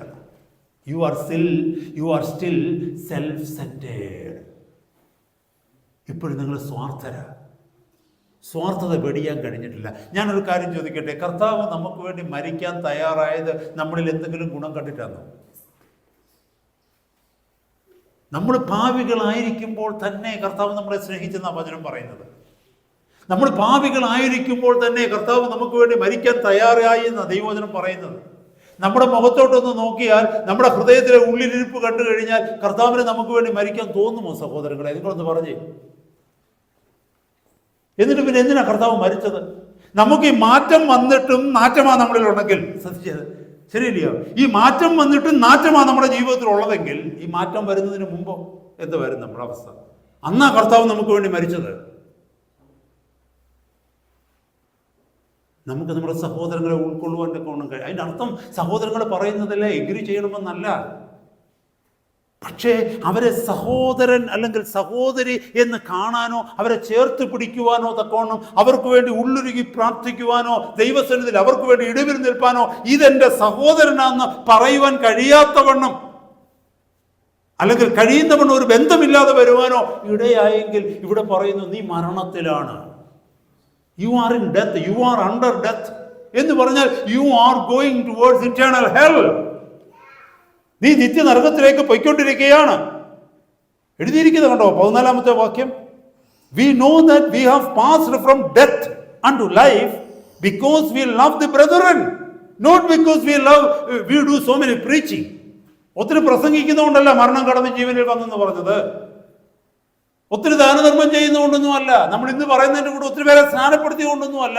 നീ നിന്റെ സഹോദരനെ സ്നേഹിക്കുന്നത് കൊണ്ട്, ആ ഡിഫിക്കൽട്ട് ബ്രദറിനെ, ആ ഡിഫിക്കൽട്ട് സിസ്റ്ററിനെ നീ സ്നേഹിക്കുന്നത് കൊണ്ട് നീ പ്രൂവ് ചെയ്യുകയാണ് you passed from death to life. The real conversion took place in you. അടുത്ത വാക്യം നോക്കിയേ. അവൻ നമുക്ക് വേണ്ടി തൻ്റെ പ്രാണനെ വെച്ചു കൊടുത്തതിനാൽ നാം സ്നേഹം എന്തെന്ന് അറിഞ്ഞിരിക്കുന്നത്. ആ മുമ്പ് ഞാൻ പറഞ്ഞ വാക്യം. എന്ത് ഒരു ഗുണവും ഒരു മണവും ഇല്ലാത്ത നമുക്ക് വേണ്ടി അവൻ തൻ്റെ പ്രാണനെ വെച്ചു തന്നത് കൊണ്ടാണ് നമ്മൾ റിയൽ ലവ് എന്തോ അത് തിരിച്ചറിഞ്ഞത്. ആ ലവ് ആണ് നമ്മൾ സഹോദരനെ കാണിക്കേണ്ടത്. ആ വാക്യം നോക്കിയേ. അവൻ നമുക്ക് വേണ്ടി തൻ്റെ പ്രാണനെ വെച്ചു കൊടുത്തതിനാൽ നാം സ്നേഹം എന്തെന്ന് അറിഞ്ഞിരിക്കുന്നു, നാമും സഹോദരങ്ങൾക്ക് വേണ്ടി പ്രാണനെ വെച്ചു കൊടുക്കേണ്ടതാകുന്നു. ഭയങ്കരമായ വചനങ്ങളാണ് എഴുതിയിരിക്കുന്നത്. എന്നാൽ ഈ ലോകത്തിലെ വസ്തുവകയുള്ളവൻ ആരെങ്കിലും തന്റെ സഹോദരന് മുട്ടുള്ളത് കണ്ടിട്ട് അവനോട് മനസ്സലിവ് കാണിക്കാതിരുന്നാൽ ദൈവത്തിന്റെ സ്നേഹം അവനിൽ എങ്ങനെ വസിക്കും? കുഞ്ഞുങ്ങളെ, നാം വാക്കിനാലും നാവിനാലും അല്ല, പ്രവൃത്തിയിലും സത്യത്തിലും തന്നെ സ്നേഹിക്കുക എന്ന് പറഞ്ഞാൽ put love into action. സ്നേഹത്തെ പ്രവൃത്തിയിലേക്ക് കൊണ്ടുവരിക. ചോദിക്കുന്നവർക്കെല്ലാം പൈസ എടുത്ത് കൊടുക്കണമെന്നല്ല അതിൻ്റെ അർത്ഥം. ഹല്ലേലൂയ. നമുക്ക് നന്മ കർത്താവ് തരുന്നത്, നമ്മുടെ നന്മയുടെ ഒരു ഭാഗം അതില്ലാത്ത ജെന്വിനായിരിക്കുന്ന, യഥാർത്ഥത്തിൽ അധ്വാനിച്ചിട്ടും ജീവിക്കുവാൻ കഴിയാത്ത, അല്ലെങ്കിൽ അധ്വാനിക്കാൻ കഴിയാത്തവർക്ക് നമുക്കറിയാം കർത്താവിൻ്റെ ആത്മാവിന് പ്രേരണ തരും. ഇതിൻ്റെ അർത്ഥം ഇത്ര മാത്രമേ ഉള്ളൂ. നീ പുറത്ത് പ്രസംഗിക്കുന്ന സ്നേഹം നിന്റെ അകത്തില്ലെങ്കിൽ, നിന്റെ പ്രാക്ടിക്കലായിട്ട് പ്രായോഗികമായിട്ട് നിന്റെ സ്നേഹത്തെ കാണിക്കാൻ നിനക്ക് കഴിയുന്നില്ലെങ്കിൽ അകത്തുള്ള സ്നേഹം പൊള്ളയാണെന്ന് അതിൻ്റെ അർത്ഥം. നാം വെളിച്ചത്തിൽ വസിക്കുന്നുവെങ്കിൽ വെളിച്ചത്തിൽ വിശ്വസിക്കണം. പ്രൊഫസിങ് മാത്രമല്ല, we need to put that into practical. Hallelujah. ഒരു വാക്യം അതുമായിട്ട് താഴേക്ക് വായിച്ചു വരുമ്പോൾ ഒരു വാക്യം കൂടെ എനിക്ക് ഓർമ്മ വരുന്നു. ഒരു പേജ് കൂടെ മറിക്കാമെങ്കിൽ 4-ാം അധ്യായത്തിലേക്ക് വരുമ്പോൾ 4-ാം അധ്യായത്തിൻ്റെ 20-ാമത്തെ വാക്യം 4:20 അവിടെ എഴുതിയിരിക്കുന്നു, ഞാൻ ദൈവത്തെ സ്നേഹിക്കുന്നു എന്ന് പറയുകയും തൻ്റെ സഹോദരനെ പഴിക്കുകയും ചെയ്യുന്നവൻ കള്ളനാകുന്നു. മുമ്പേ 2-ാം അധ്യായത്തിൽ നമ്മൾ വായിച്ചെന്തോന്നറിയാമോ? ദൈവത്തെ അറിഞ്ഞിരിക്കുന്നു എന്ന് പറയുകയും അവൻ്റെ കൽപ്പനകളെ പ്രമാണിക്കാതിരിക്കുകയും ചെയ്യുന്നവൻ കള്ളനാകുന്നു. ഇവിടെ പറയുന്നു, ഞാൻ ദൈവത്തെ സ്നേഹിക്കുന്നു എന്ന് പറയുകയും തൻ്റെ സഹോദരനെ പഴിക്കുകയും ചെയ്യുന്നവൻ കള്ളനാകുന്നു. He's a liar. Verse 20, if a man say, I love God and hates his brother, he is a liar. He is a number one liar. നമ്മളെല്ലാവരും പറയുന്നുണ്ട് നമ്മൾ ദൈവത്തെ സ്നേഹിക്കുന്നുണ്ട്, അല്ലേ? വിശ്വാസികളെന്ന് പറയുന്നവരെല്ലാം, എസ്പെഷ്യലി പ്രത്യേകിച്ചും വിശ്വാസികളെന്ന് പറയുന്നവരെല്ലാവരും പറയുന്ന വാക്കാണ്, ഞാൻ ദൈവത്തെ സ്നേഹിക്കുന്നുണ്ട്. ദൈവത്തെ സ്നേഹിക്കുന്നതുകൊണ്ടല്ലേ ഞാൻ വിശ്വാസിയായത്. പക്ഷെ കർത്താവ് പറയുന്നു, നീ സഹോദരനെ സ്നേഹിക്കുന്നില്ലെങ്കിൽ നീ കള്ളനാണ്. എന്തിനാണ് ഇത് പറയുന്നതെന്ന് അറിയാമോ? നമ്മൾ വെളിച്ചത്തിൽ നടക്കുന്നതിൻ്റെ തെളിവുകളായി പറയുന്നത്. വെളിച്ചത്തിൽ നടക്കുന്നത് മറ്റുള്ളവർ കാണും. മറ്റുള്ളവർ കാണുമ്പോൾ വെളിച്ചത്തിൽ നാം നടക്കുന്നതിൻ്റെ തെളിവുകളാണിത്. മറ്റുള്ളവരെ അംഗീകരിക്കുവാൻ കഴിയണം, മറ്റുള്ളവരോട് പൊറുക്കുവാൻ കഴിയണം, മറ്റുള്ളവരോട് ക്ഷമിക്കുവാൻ കഴിയണം. നമ്മൾ ഈ സ്നേഹം പ്രസംഗിക്കുക മാത്രമല്ല, സ്നേഹം put into practical, put into actions. Let your work, let your hands work shows that you really believe what you are preaching and singing out. നമ്മൾ പ്രസംഗിക്കുന്നതും നമ്മൾ പാടുന്നതും യഥാർത്ഥത്തിൽ നമ്മൾ വിശ്വസിക്കുന്നുണ്ടെന്ന് നമ്മുടെ പ്രവൃത്തി മൂലം വെളിപ്പെടണം. യാക്കോബിന്റെ ലേഖനത്തിൽ പറയുന്നു, പ്രവൃത്തിയില്ലാത്ത വിശ്വാസം നിരർത്ഥമാണ്, നിർജീവമാണെന്ന്, ഡെഡ് വർക്ക്സ് ആണ്. പ്രവൃത്തിയില്ലെങ്കിൽ വിശ്വാസം. അവിടെ പറയുന്നുണ്ട്, നീ ദൈവമുണ്ടെന്ന് ഭയപ്പെടുന്നുണ്ടോ? പക്ഷെ നിന്നേക്കാൾ കൂടുതൽ ഭയപ്പെടുന്നുണ്ട് പിശാച്. അവൻ വിറയ്ക്കുകയും ചെയ്യുന്നു എന്നാ. Devil trembles at God. നീ വിറയ്ക്കുന്നില്ലല്ലോ, നീ വിശ്വസിക്കുന്നില്ലേ ഉള്ളൂ. പക്ഷെ പിശാച് വിറയ്ക്കുകയും ചെയ്യുന്നുണ്ട് ദൈവത്തിന്റെ മുമ്പിൽ. പക്ഷെ വല്ല പ്രയോജനമുണ്ടോ? സഹോദര സഹോദരി, ഈ ദിവസങ്ങളിൽ നമ്മൾ വെളിച്ചത്തിൽ നടക്കുന്നവരായിട്ട് തീരാം. കാരണം വെളിച്ചത്തിൽ നടക്കുന്ന ഒരു വ്യക്തിക്ക് മാത്രമേ മരണത്തിൽ നിന്ന് രക്ഷപ്പെടാൻ പറ്റൂ. അതാ ഈ വചനങ്ങളെല്ലാം പഠിപ്പിച്ചത് നമ്മളെ. വെളിച്ചത്തിൽ വസിക്കുന്ന ഒരു വ്യക്തിക്ക് മാത്രമേ അവൻ എവിടേക്കാണ് പോകുന്നത്, അവൾ എവിടേക്കാണ് പോകുന്നതെന്ന് കാണുവാനായിട്ട് പറ്റൂ. അല്ലെന്നുണ്ടെങ്കിൽ കണ്ണടച്ച് നമ്മളെ മാസ്ക് വെച്ചുകൊണ്ട് പോകുന്നതിന്റെ കൂട്ടാണ്. നമ്മൾക്കെല്ലാവർക്കും എന്തുകൊണ്ടാണെന്നറിയാമോ പലരും രക്ഷപ്പെടുന്നത് സഭയ്ക്കകത്ത്? എല്ലാവരും മാസ്ക് വെച്ചിരിക്കുന്നതുകൊണ്ട്. പണ്ടങ്ങനല്ലേ? പിടികിട്ടാപ്പുള്ളികളൊക്കെ എത്ര പേര് കോവിഡിന്റെ സമയത്ത് രക്ഷപ്പെട്ടിട്ടുണ്ടെന്ന് അറിയാമോ? എല്ലാവരും മാസ്ക് വെക്കുന്നതുകൊണ്ട് ഇവരും മാസ്ക് വെച്ച് വെളിയിലിറങ്ങി ആർക്കും തിരിച്ചറിയാനൊക്കത്തില്ല. അതുമല്ല, പല കളറിലുള്ള മാസ്ക് ഉണ്ട്. ഇഷ്ടമുള്ള മാസ്ക് ചേർക്കാൻ പറ്റും. ബ്ലാക്ക് ഷർട്ട് ആണെന്നുണ്ടെങ്കിൽ ബ്ലാക്ക് മാസ്ക് വെച്ച് കഴിഞ്ഞാൽ മൊത്തം ബ്ലാക്ക് ആയിട്ട് തോന്നും. അതിൻ്റെ ഒരു താടിയും മുടിയെല്ലാം ഇട്ട് കഴിഞ്ഞാൽ ഏത് പിടികിട്ടാപ്പുള്ളിക്കും എതിരെ കൂടെ നടക്കാൻ പറ്റും. കാരണം മാസ്കാണ് അവരെ രക്ഷിക്കുന്നത്. ഇന്ന് അനേക വിശ്വാസികളെ രക്ഷിക്കുന്നത് മാസ്കാണ്. എന്ന് പറഞ്ഞാൽ എന്താണെന്നറിയാമോ? ഒരു മൂടുപടം, വിശ്വാസി എന്നുള്ള മൂടുപടം. സഭയ്ക്കകത്തേക്ക് വരുമ്പോൾ വിശ്വാസി എന്ന മൂടുപടം, സഭയ്ക്ക് പുറത്തേക്ക് പോകുമ്പോൾ മാസ്ക് എടുത്തങ്ങ് മാറ്റും. ഒറിജിനൽ വെളിപ്പെടും. അത് വെളിയിൽ പോകേണ്ട കാര്യമില്ല. വീടിനകത്ത് എത്തുമ്പോൾ തന്നെ ഒറിജിനൽ വെളിപ്പെടും നമ്മുടെ, അല്ലേ?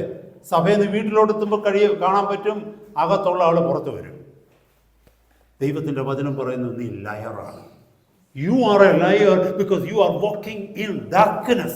You don't want others to see what is happening in your home. You don't want others to see your relationship with your wife and your husband. What do you speak each other? You claim that you are believer. You claim that you are someone extraordinary. You claim that your walk with God is so close. But in your personal life, you are hiding so much. വ്യക്തിപരമായി നിന്റെ ജീവിതത്തിൽ ഒത്തിരി നീ മറയ്ക്കുക. പിള്ളേരോട് പറയും, ആരോടും പോയി പറയല്ലേ ഇതൊന്നും. That means you are afraid of the light. കർത്താവ് പറഞ്ഞു, you are walking in darkness. You don't know where you are walking. Come to me. എന്നെ അനുഗമിക്കുന്നവൻ വെളിച്ചമുള്ളവനായി തീരും. എന്നെ അനുഗമിക്കുന്നവൻ they will never stumble. അവൻ ഇടർച്ച വരത്തില്ല, അവൻ വീണു പോകത്തില്ല. എന്നെ കേൾക്കുന്ന സഹോദരങ്ങളെ, നിങ്ങളുടെ ആരുടെയെങ്കിലും ജീവിതത്തെ കുറിച്ചാണ് ഇന്ന് കർത്താവിന്റെ വചനത്തിൽ നാം കേൾക്കുന്നതെങ്കിൽ, സഹോദര സഹോദരി, ലേറ്റ് ആകുന്നതിന് മുമ്പ് ഈ വെളിച്ചത്തിലേക്ക് വാതി. കർത്താവിന്റെ സന്നിധി സമ്പൂർണ്ണമായി സമർപ്പിച്ചിട്ട് പറ, കർത്താവേ, ഞാൻ വെളിച്ചത്തെ പ്രസംഗിക്കുന്നുണ്ടെങ്കിലും എന്റെ ജീവിതം ഇരുട്ടിലാണ്. കാരണം എന്റെ സഹോദരനെ സ്നേഹിക്കാൻ എനിക്ക് കഴിയുന്നില്ല, എന്റെ സഹോദരിയോട് ക്ഷമിക്കാൻ എനിക്ക് കഴിയുന്നില്ല. പഴയ പകകൾ എന്റെ മനസ്സിൽ വെച്ചുകൊണ്ട് ഞാൻ ഇപ്പോഴും ഇരിക്കുക. Don't take me wrong. There can be so many things in our life we cannot agree with a brother or a sister. സഹോദരന്മാരും സഹോദരിമാരും പറയുന്നതെല്ലാം അംഗീകരിക്കണമെന്നല്ല അതിന്റെ അർത്ഥം. നമ്മുടെ ബയോളജിക്കൽ, നമ്മുടെ സിബ്ലിങ്സ് ഉണ്ടല്ലോ, നമ്മുടെ സ്വന്തം സഹോദരങ്ങളുണ്ടല്ലോ, കൂടപ്പുറപ്പുകളുണ്ടല്ലോ, ചേട്ടനിയന്മാരൊക്കെ ഉണ്ടല്ലോ, അവർ പറയുന്നതെല്ലാം നമുക്ക് അംഗീകരിക്കാൻ പറ്റുമോ? എൻ്റെ സഹോദരങ്ങളൊന്നും വിശ്വാസത്തിൽ വന്നിട്ടില്ല. എൻ്റെ സഹോദരങ്ങൾ ഈ വിശ്വാസത്തിൽ വന്നിട്ടില്ല. ഞാൻ ഈ പ്രസംഗിക്കുന്നതൊക്കെ കേൾക്കുന്നവർക്ക് വലിയ സന്തോഷമൊക്കെയാണ്. പക്ഷേ വിശ്വാസത്തിലേക്കുള്ള സ്റ്റെപ്പ് അവർക്ക് വെക്കാൻ പറ്റത്തില്ല, പല പല കാരണങ്ങൾ. എന്ന് പറഞ്ഞവരെൻ്റെ സഹോദരങ്ങളല്ലാതാവുന്നുണ്ടോ? അവരുടെ ഒരു ആവശ്യം വന്നാൽ ഞാൻ ഓടിയെത്തത്തില്ലേ? അവരെ ഞാൻ സ്നേഹിക്കത്തില്ലേ? ആരെങ്കിലും 4 പേര് കൂടുന്നിടത്ത് ഇതാരാന്ന് ചോദിച്ചാൽ ഇതെൻ്റെ അനിയനാന്ന് ഞാൻ പറയാൻ മടിക്കുമോ? അതെന്താ അങ്ങനെ? അവർ പറയുന്നൊന്നും എനിക്ക് അംഗീകരിക്കാൻ പറ്റത്തില്ല. അവരെൻ്റെ വിശ്വാസത്തിലല്ല. പക്ഷേ മറ്റുള്ളവരുടെ മുമ്പിൽ അവരെൻ്റെ കൂടപ്പുറപ്പുകളാന്ന് പറയുവാൻ എനിക്കൊരു മടിയില്ല. എന്തുകൊണ്ട് ഇത് ദൈവസഭയുടെ മധ്യത്തിലേക്കൊന്ന് അപ്ലൈ ചെയ്തുകൂടാ? ഈ പറയുന്ന പല സഹോദരന്മാരെ നിങ്ങൾ പറയുന്ന പലതും എനിക്ക് അംഗീകരിക്കാൻ പറ്റത്തില്ല. പക്ഷേ ഞാൻ ആരുടെയും മുമ്പിൽ വെച്ച് പറയും, ഞങ്ങൾ ഒരുമിച്ചൊരു സഭയിലുള്ളവരാണ്, ഞങ്ങളൊന്ന് ചപ്പം നുറുക്കുന്നവരാ. ഇതെൻ്റെ സഹോദരനാന്ന് ഞാൻ പറയും, അല്ല ഇതെൻ്റെ സഹോദരിയാന്ന് പറയും. ഉപദേശ വിഷയത്തിൽ വ്യത്യസ്തതയില്ലൊക്കെ. Praise God. നമ്മൾ മറന്നു പോകരുത്. ഇവിടെ എഴുതിയിരിക്കുന്ന വാക്യം നമ്മളൊന്ന് ശ്രദ്ധിക്കണമേ. ഞാൻ ദൈവത്തെ അറിയുന്നു, സ്നേഹിക്കുന്നു എന്ന് പറയുകയും തൻ്റെ സഹോദരനെ ഭയക്കുകയും ചെയ്യുന്നവൻ കള്ളനാകുന്നു. താൻ കണ്ടിട്ടുള്ള സഹോദരനെ സ്നേഹിക്കാത്തവന് കണ്ടിട്ടില്ലാത്ത ദൈവത്തെ സ്നേഹിക്കുവാൻ കഴിയുന്നതല്ല. It is impossible. 20ാമത്തെ വാക്യം, if a man say I love God and hates his brother, he is a liar. For എന്ന് പറഞ്ഞാൽ because he that loves not his brother whom he has seen, how can he love God whom he has not seen? ദൈവം ഒരു സഹോദരനെ മുന്നേ കൊണ്ടുവന്ന് വെച്ചിരിക്കുക, സഹോദരിയെ മുന്നേ കൊണ്ടുവന്ന് വെച്ചിരിക്കുക നിനക്ക് സ്നേഹിക്കാൻ തക്കവണ്ണം. ആ സഹോദരനെയോ സഹോദരിയോ നിനക്ക് സ്നേഹിക്കാൻ കഴിയത്തില്ലെങ്കിൽ കാണപ്പെടാത്ത ദൈവത്തെ നീ എങ്ങനെയാണ് സ്നേഹിക്കുന്നത്? ഇത് വളരെ കറക്റ്റാ അല്ലേ? നമ്മുടെ വീട്ടിലുള്ള ഭാര്യയെ സ്നേഹിക്കാൻ കഴിയത്തില്ല, പക്ഷേ ഉഗാണ്ടയിലുള്ള പാവപ്പെട്ടവരെ സ്നേഹിക്കാൻ കഴിയും, റിഫ്യൂജികളെ സ്നേഹിക്കാൻ കഴിയും അല്ലേ? നമുക്ക് വലിയ വിഷമമാണ്. പിന്നെ ചൈനയിലെ ജനം പീഡിപ്പിക്കപ്പെടുന്നുണ്ട്, ഇറാഖിലെ ജനം പീഡിപ്പിക്കപ്പെടുന്നുണ്ട്, അഫ്ഗാനിസ്ഥാനിലെ പീഡിപ്പിക്കപ്പെടുന്നുണ്ട്. സ്വന്തം വീട്ടിലൊരാൾ പീഡിപ്പിക്കപ്പെടുന്നതിനെ കുറിച്ച് നമുക്കൊരു വിഷയവുമില്ല അല്ലേ? കരുണയോട് അവരോടൊരു വാക്ക് പറയാൻ നമുക്ക് കഴിയത്തില്ല. നമ്മൾ വെളിയിലിറങ്ങുമ്പോൾ ഭയങ്കര തമാശക്കാരൊക്കെയാണ് അല്ലേ? അല്ലേ? വെളിയിലുള്ളവരോടൊക്കെ നമുക്ക് സോറി പറയാൻ പറ്റും, താങ്ക് യു പറയാൻ പറ്റും. പക്ഷേ കഷ്ടതയിലും ദുഃഖത്തിലും നമ്മോട് കൂടെ കൂട്ടായിരിക്കുന്നവനോട് സോറി പറയാൻ നമുക്ക് കഴിയത്തില്ല, താങ്ക് യു പറയാൻ കഴിയത്തില്ല. ഇത്രയും നാൾ ചെയ്ത നന്മയ്ക്ക് താങ്ക് യു എന്നൊരു വാക്ക് പറയാൻ കഴിഞ്ഞിട്ടില്ല. പറഞ്ഞിട്ടുണ്ടോ? എത്ര കാലം ജീവിച്ചു, എത്ര കാലം കൊണ്ട് ജീവിക്കുന്നു? ഒരു താങ്ക് യു പറഞ്ഞിട്ടുണ്ടോ? സമയം വൈകുന്നതിന് മുമ്പ് ജീവിതത്തിൽ ഒരു പ്രാവശ്യമെങ്കിലും താങ്ക് യു എന്ന് പറഞ്ഞിട്ട് ഡയറിക്കകത്ത് എഴുതി വെച്ചേക്കണം. അറ്റ്ലീസ്റ്റ് ഒരു പ്രാവശ്യമെങ്കിലും ഞാൻ താങ്ക് യു പറഞ്ഞിട്ടുണ്ട്. 10-40 വർഷം ഒന്നിച്ച് ജീവിച്ചിട്ട് ഒരു ദിവസം പോലും നന്ദി എന്നൊരു വാക്ക് പറയാതെ ഈ ഭൂമിയിൽ നിന്ന് കടന്നു പോയിട്ടുള്ള ഭാര്യ ഭർത്താക്കന്മാരുണ്ടാകും, ഉണ്ടെന്ന് ഞാൻ ചിന്തിക്കുന്നു. കാരണം ലോകത്തിലെല്ലാവരോടും നന്ദിയും സോറിയും പറഞ്ഞിട്ട് സ്വന്തം ജീവിതത്തിൽ നന്ദിയും സോറിയും പറയാൻ മറന്നുപോയവർ. സഹോദര സഹോദരി, നമ്മുടെ ജീവിതത്തിൽ വൈകിപ്പോയിട്ടില്ല. നമ്മുടെ ജീവിതത്തിൽ റിവേർട്ട് ചെയ്യേണ്ടതൊക്കെ റിവേർട്ട് ചെയ്യുവാൻ കർത്താവ് ഇന്നത്തെ പകൽക്കാലം നമ്മളോട് സംസാരിക്കുക. ഇരുളിൽ നടക്കാതെ വെളിച്ചത്തിൽ നടക്ക്. ദൈവവചനപ്രകാരം, ദൈവവചനം എന്ന് പറയുന്നത് നമുക്ക് ദീപമാണെന്നാ അല്ലേ? നമ്മുടെ പാതകൾക്ക് ദീപമാണ്, ഊടുവഴികൾക്ക് പ്രകാശമാണെന്ന. അപ്പൊ ഈ വെളിച്ചം നമുക്ക് കാണിച്ചു തരുന്നത് അനുസരിച്ച് വെളിച്ചത്തിൽ നടക്കുക എന്ന് പറഞ്ഞാൽ ദൈവവചനപ്രകാരം എൻ്റെ ജീവിതത്തിൽ ഒരു കുറവുമില്ലെന്ന് എനിക്ക് പറയാൻ കഴിയണം. ഇന്നത് കഴിഞ്ഞില്ലെങ്കിൽ കുറെ നാളുകൾക്കുള്ളിൽ അതിന് കഴിയണം. അതായിരിക്കണം നമ്മുടെ ലക്ഷ്യം. കർത്താവേ, ഈ വചനപ്രകാരം ഞാൻ എന്നെ ശോധന ചെയ്യുന്നു. എൻ്റെ ജീവിതത്തിൽ അതുണ്ടോ? ഈ ലോകത്തിൽ സഹോദരനായ ഏതെങ്കിലും വ്യക്തി, സഹോദരിയായ ഏതെങ്കിലും വ്യക്തിയെ സഹോദരനെന്നോ സഹോദരിയെന്നോ പറഞ്ഞെനിക്ക് സ്നേഹിക്കാതിരിക്കാൻ കഴിയുന്നുണ്ടോ? എൻ്റെ ഭാര്യയെ സ്നേഹിക്കാതിരിക്കാൻ കഴിയുന്നുണ്ടോ? അല്ലെ ഭർത്താവിനെ സ്നേഹിക്കാതിരിക്കാൻ കഴിയുന്നുണ്ടോ? ഈ ലോകത്തിലുള്ള ഏതെങ്കിലും ഒരു മനുഷ്യനെ ഞാൻ വെറുക്കുന്നുണ്ടോ? അകറ്റി നിർത്തുന്നുണ്ടോ? ഈ വചനം വായിക്കുമ്പോഴാണ് ആ വെളിച്ചം നമ്മളിലേക്ക് വരേണ്ടത്. കാരണം ദൈവത്തിൻ്റെ വചനം ക്രിസ്തുവാണ്. ലോഗോസ് ആൻഡ് റീമ നമുക്കറിയാൻ പറ്റും. വചനം ജഡമായി തീർന്നവനാണ് ക്രിസ്തു. വചനമാണ് നമ്മുടെ കയ്യിലിരിക്കുന്ന തിരുവചനം. യേശു കർത്താവിൻ്റെ മറ്റൊരു പേരാണ് ദൈവത്തിൻ്റെ വചനം, വേർഡ് ഓഫ് ഗാഡ്. ഈ ദൈവവചനം വായിക്കുകയും കേൾക്കുകയും ധ്യാനിക്കുകയും ചെയ്യുമ്പോൾ നമ്മുടെ ജീവിതത്തിലേക്ക് വെളിച്ചം വരികയാണ്. ആ വെളിച്ചത്തിൽ നമ്മൾ നടക്കണം. ഇതുവരെ അത് കേട്ടില്ല എങ്കിൽ ഇന്ന് പകൽക്കാലം നാം കേൾക്കുന്നുവെങ്കിൽ ആ വചനത്തിന്റെ മുമ്പാകെ നമ്മളെ തന്നെ താഴ്ത്തി കൊടുക്കണം. സഹോദരങ്ങളെ, കർത്താവ് അതിന് നമ്മളെ സഹായിക്കുകയും ചെയ്യും. Am I walking in light? We need to think about it. 2 കൊരിന്ത്യർ 5:17 പറയുന്നു, ഒരുവൻ ക്രിസ്തുവിലായാൽ അവൻ പുതിയ സൃഷ്ടിയായി, പഴയത് കഴിഞ്ഞുപോയി, സകലവും പുതുതാക്കപ്പെട്ടിരിക്കുന്നു. എന്ന് പറഞ്ഞാൽ അർത്ഥം എന്തോന്നറിയാമോ? പഴയത് കഴിഞ്ഞുപോയി എന്ന് പറഞ്ഞാൽ ഇരുട്ട് കഴിഞ്ഞുപോയി, സകലതും വെളിച്ചത്തിലായിരിക്കുന്നു എന്നതിൻ്റെ അർത്ഥം. ഒരുവൻ ക്രിസ്തുവിലായാൽ ഇരുട്ട് കഴിഞ്ഞുപോയി, അങ്ങനെ ചിന്തിക്കട്ടെ. പഴയതെന്ന് പറഞ്ഞാൽ ഇരുട്ടാ, അന്ധകാരം മാറിപ്പോയി, സകലതും പുതുതാക്കപ്പെട്ടിരിക്കുന്നു. Everything has come to light. അത് നമ്മുടെ ജീവിതത്തിൽ സംഭവിച്ചിട്ടുണ്ടോ സഹോദരങ്ങളെ? നമ്മുടെ വ്യക്തിപരമായ ജീവിതത്തിൽ ചിലതിനെ വെറുക്കാൻ നമുക്ക് കഴിയുമോ? നമ്മളൊക്കെ ഇരുട്ടത്തൊക്കെ പണ്ടൊക്കെ സിനിമാശാലയിലൊക്കെ പോകുമ്പോൾ, പണ്ടൊക്കെ സിനിമ തിയേറ്ററിലൊക്കെ പണ്ട് ഞാൻ പോകുമ്പോൾ അത് ഇഷ്ടംപോലെ ഫിലിം കാണുമായിരുന്നു. ഒത്തിരി വർഷങ്ങൾക്കൊക്കെ മുമ്പ് ചില പഴയ സിനിമാശാലയിലൊക്കെ പോയി കഴിഞ്ഞ് ആ ഇരുട്ടത്താണ് ചെന്ന് കയറുന്നത് അല്ലേ? കാരണം എല്ലാം തുടങ്ങിക്കഴിഞ്ഞേ കയറത്തുള്ളൂ. കാരണം അടുത്തിരിക്കുന്നവരൊന്നും നമ്മളെ അറിയരുത്. ഇരുട്ടിനകത്ത് ചെന്ന് തപ്പി ചെന്നിട്ട് കസേരയിലൊക്കെ ഇരിക്കും. കസേരയിൽ ഇരുന്ന് കഴിയുമ്പോഴാണ് എന്താ ദേഹത്തൊക്കെ എന്തെങ്കിലുമൊക്കെ പറ്റി പിടിക്കുന്നതും അതും ഇതൊക്കെ. ആരെങ്കിലും തിന്നതിൻ്റെ ബാക്കി അവിടെ വെച്ചത്, കുടിച്ചതിൻ്റെ ബാക്കി അവിടെ ഒഴിച്ചു വെച്ചത്, അതിൻ്റെ മണ്ടയ്ക്കായിരിക്കും കയറി ഇരിക്കുന്നത്. ഇരുന്ന് കഴിയുമ്പോഴാണ് നമുക്ക് മനസ്സിലായി ഒരു നനവ്.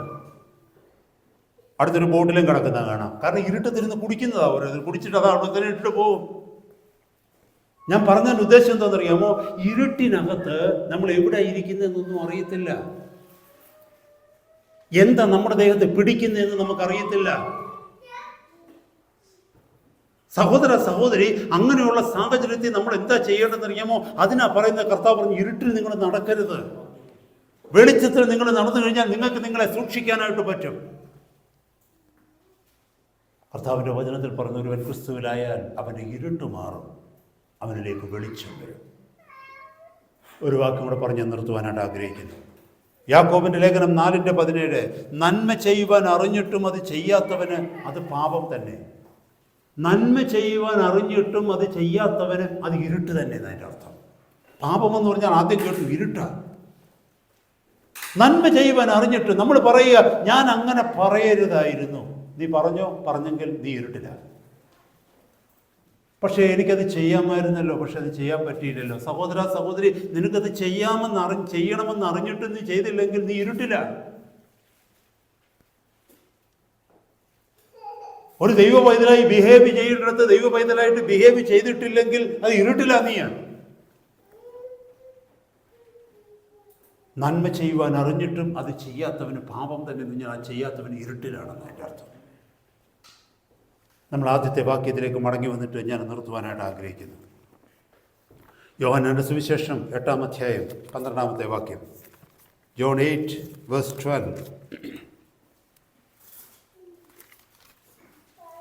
യേശു പിന്നെയും അവരോട് സംസാരിച്ചു, ഞാൻ ലോകത്തിൻ്റെ വെളിച്ചമാകുന്നു, എന്നെ അനുഗമിക്കുന്നവൻ ഇരുളിൽ നടക്കാതെ ജീവന്റെ വെളിച്ചമുള്ളവനാകുമെന്ന് പറഞ്ഞു. എന്നെ കേൾക്കുന്ന സഹോദര സഹോദരി, ഇത്രയും ദൈവവചനം കേട്ടതിൽ നിന്ന് നീ ഇരുട്ടിലാണ് നീ ജീവിക്കുന്നതെന്ന് തോന്നുന്നെങ്കിൽ കർത്താവിൻ്റെ അടുക്കലേക്ക് വാ. കർത്താവ് പറഞ്ഞു, ഞാൻ ലോകത്തിൻ്റെ വെളിച്ചമാണ്. ഈ ലോകത്തിന് മുഴുവനും വെളിച്ചം കൊടുത്താലും കർത്താവിൻ്റെ ബാറ്ററി തീർന്നു പോകത്തില്ല കേട്ടോ. Still it will be shining. കാരണം ലോകത്തിൻ്റെ മുഴുവനും രക്ഷയ്ക്ക് വേണ്ടിയാണ് കർത്താവ് മരിച്ചത്. യോഹന്നാന്റെ സുവിശേഷം 3:16 പറയുന്നത്, തന്റെ ഏകജാതനായ പുത്രനിൽ വിശ്വസിക്കുന്ന ഏവനും നശിച്ചു പോകാതെ നിത്യജീവൻ പ്രാപിക്കേണ്ടതിന് ദൈവം അവനെ നൽകുവാൻ തക്കവണ്ണം ലോകത്തെ സ്നേഹിച്ചു. ഈ ലോകത്തിന് വേണ്ടി മുഴുവനും വേണ്ടി ലോകത്തിന്റെ സകല പാപങ്ങളെയും യോഹന്നാൻ സ്നാപകൻ യേശു കർത്താവിനെ നോക്കി പറഞ്ഞു, ഇതാ ലോകത്തിന്റെ പാപത്തെ വഹിക്കുന്ന ദൈവത്തിന്റെ കുഞ്ഞാട്. ഈ ലോകത്തിന് മുഴുവനും, ലോകത്തിൽ ജനിച്ച് ജീവിക്കുന്ന സകലരുടെ ഹൃദയത്തിന്റെയും ഇരുട്ട് മാറ്റുവാൻ തക്കവണ്ണം ശക്തമായ പ്രകാശമാണ് ക്രിസ്തു. അവന്റെ തൊട്ടടുത്ത് വന്നിട്ട് നിനക്ക് വെളിച്ചം കിട്ടിയില്ലെങ്കിൽ നീ പിന്നെ ഈ വെളിച്ചത്തെക്കുറിച്ച് ലോകത്തോട് പ്രസംഗിക്കുവാനുള്ള യോഗ്യത നിനക്കെന്താ? അകലങ്ങളിൽ കഴിയുന്നവരുടെ ഹൃദയങ്ങളിലേക്ക് വെളിച്ചത്തെ കൊടുക്കുവാൻ തക്കവണ്ണം നിന്നെ വിളിച്ചിട്ട് ദൈവം നിന്നോട് പറഞ്ഞു, ക്രിസ്തു നിന്നോട് പറഞ്ഞു, നീ ലോകത്തിന്റെ വെളിച്ചമാകുന്നു. എന്നെയും നിങ്ങളെയും നോക്കി ലോകത്തിന്റെ വെളിച്ചമാകുന്നു എന്ന് കർത്താവ് പറഞ്ഞെങ്കിൽ നിന്റെ ഉള്ളിൽ ഇപ്പോഴും ഇരുട്ടാണെങ്കിൽ ഈ വെളിച്ചം നിനക്ക് എങ്ങനെ ലോകത്തിന് കൊടുക്കാൻ പറ്റും? അതല്ലേ അനേകരുടെ ജീവിതത്തിൽ സംഭവിക്കുന്നത്. ഭർത്താവ് പ്രസംഗിച്ചുകൊണ്ട് നിൽക്കുന്നത് കാണുമ്പോൾ ഭാര്യ കുനിഞ്ഞിരുന്നുകൊണ്ട് ചിരിക്കുക. കാരണം ഈ മനുഷ്യനെ എനിക്ക് നന്നായിട്ട് അറിയാം. ദൈവസഭയ്ക്കകത്തിരുന്ന് ഭാര്യ പ്രാർത്ഥിക്കുന്നത് കാണുമ്പോൾ ഭർത്താവ് കുനിഞ്ഞിരുന്ന് ചിരിക്കും. കാരണം ഇവിടെയാ പ്രാർത്ഥിക്കുന്നത്, വീട്ടിൽ ഇവളിങ്ങനല്ല. ഭാര്യയും ഭർത്താവും സഭയ്ക്കുള്ളിൽ ശുശ്രൂഷ ചെയ്യുന്നത് കാണുമ്പോൾ കുഞ്ഞുങ്ങൾ കുനിഞ്ഞിരുന്നിരിക്കുക. കാരണം ഇവർക്ക് ശുശ്രൂഷ ഇവിടെ ഉള്ളു, വീട്ടിൽ വന്നു കഴിഞ്ഞാൽ ഇവർ രണ്ടും വേറെയാണ്. അതാ ഈ വാക്യത്തിൻ്റെ അർത്ഥം. നിങ്ങൾ ആരെങ്കിലും ഇരുട്ടിൽ വസിക്കുന്നുവെങ്കിൽ നിങ്ങൾ എൻ്റെ അടുത്ത് വാ, നിങ്ങൾ വെളിച്ചമുള്ളവരായിത്തീരും. അതുമാത്രമല്ല, ജീവന്റെ വെളിച്ചം നിങ്ങൾക്ക് തരും.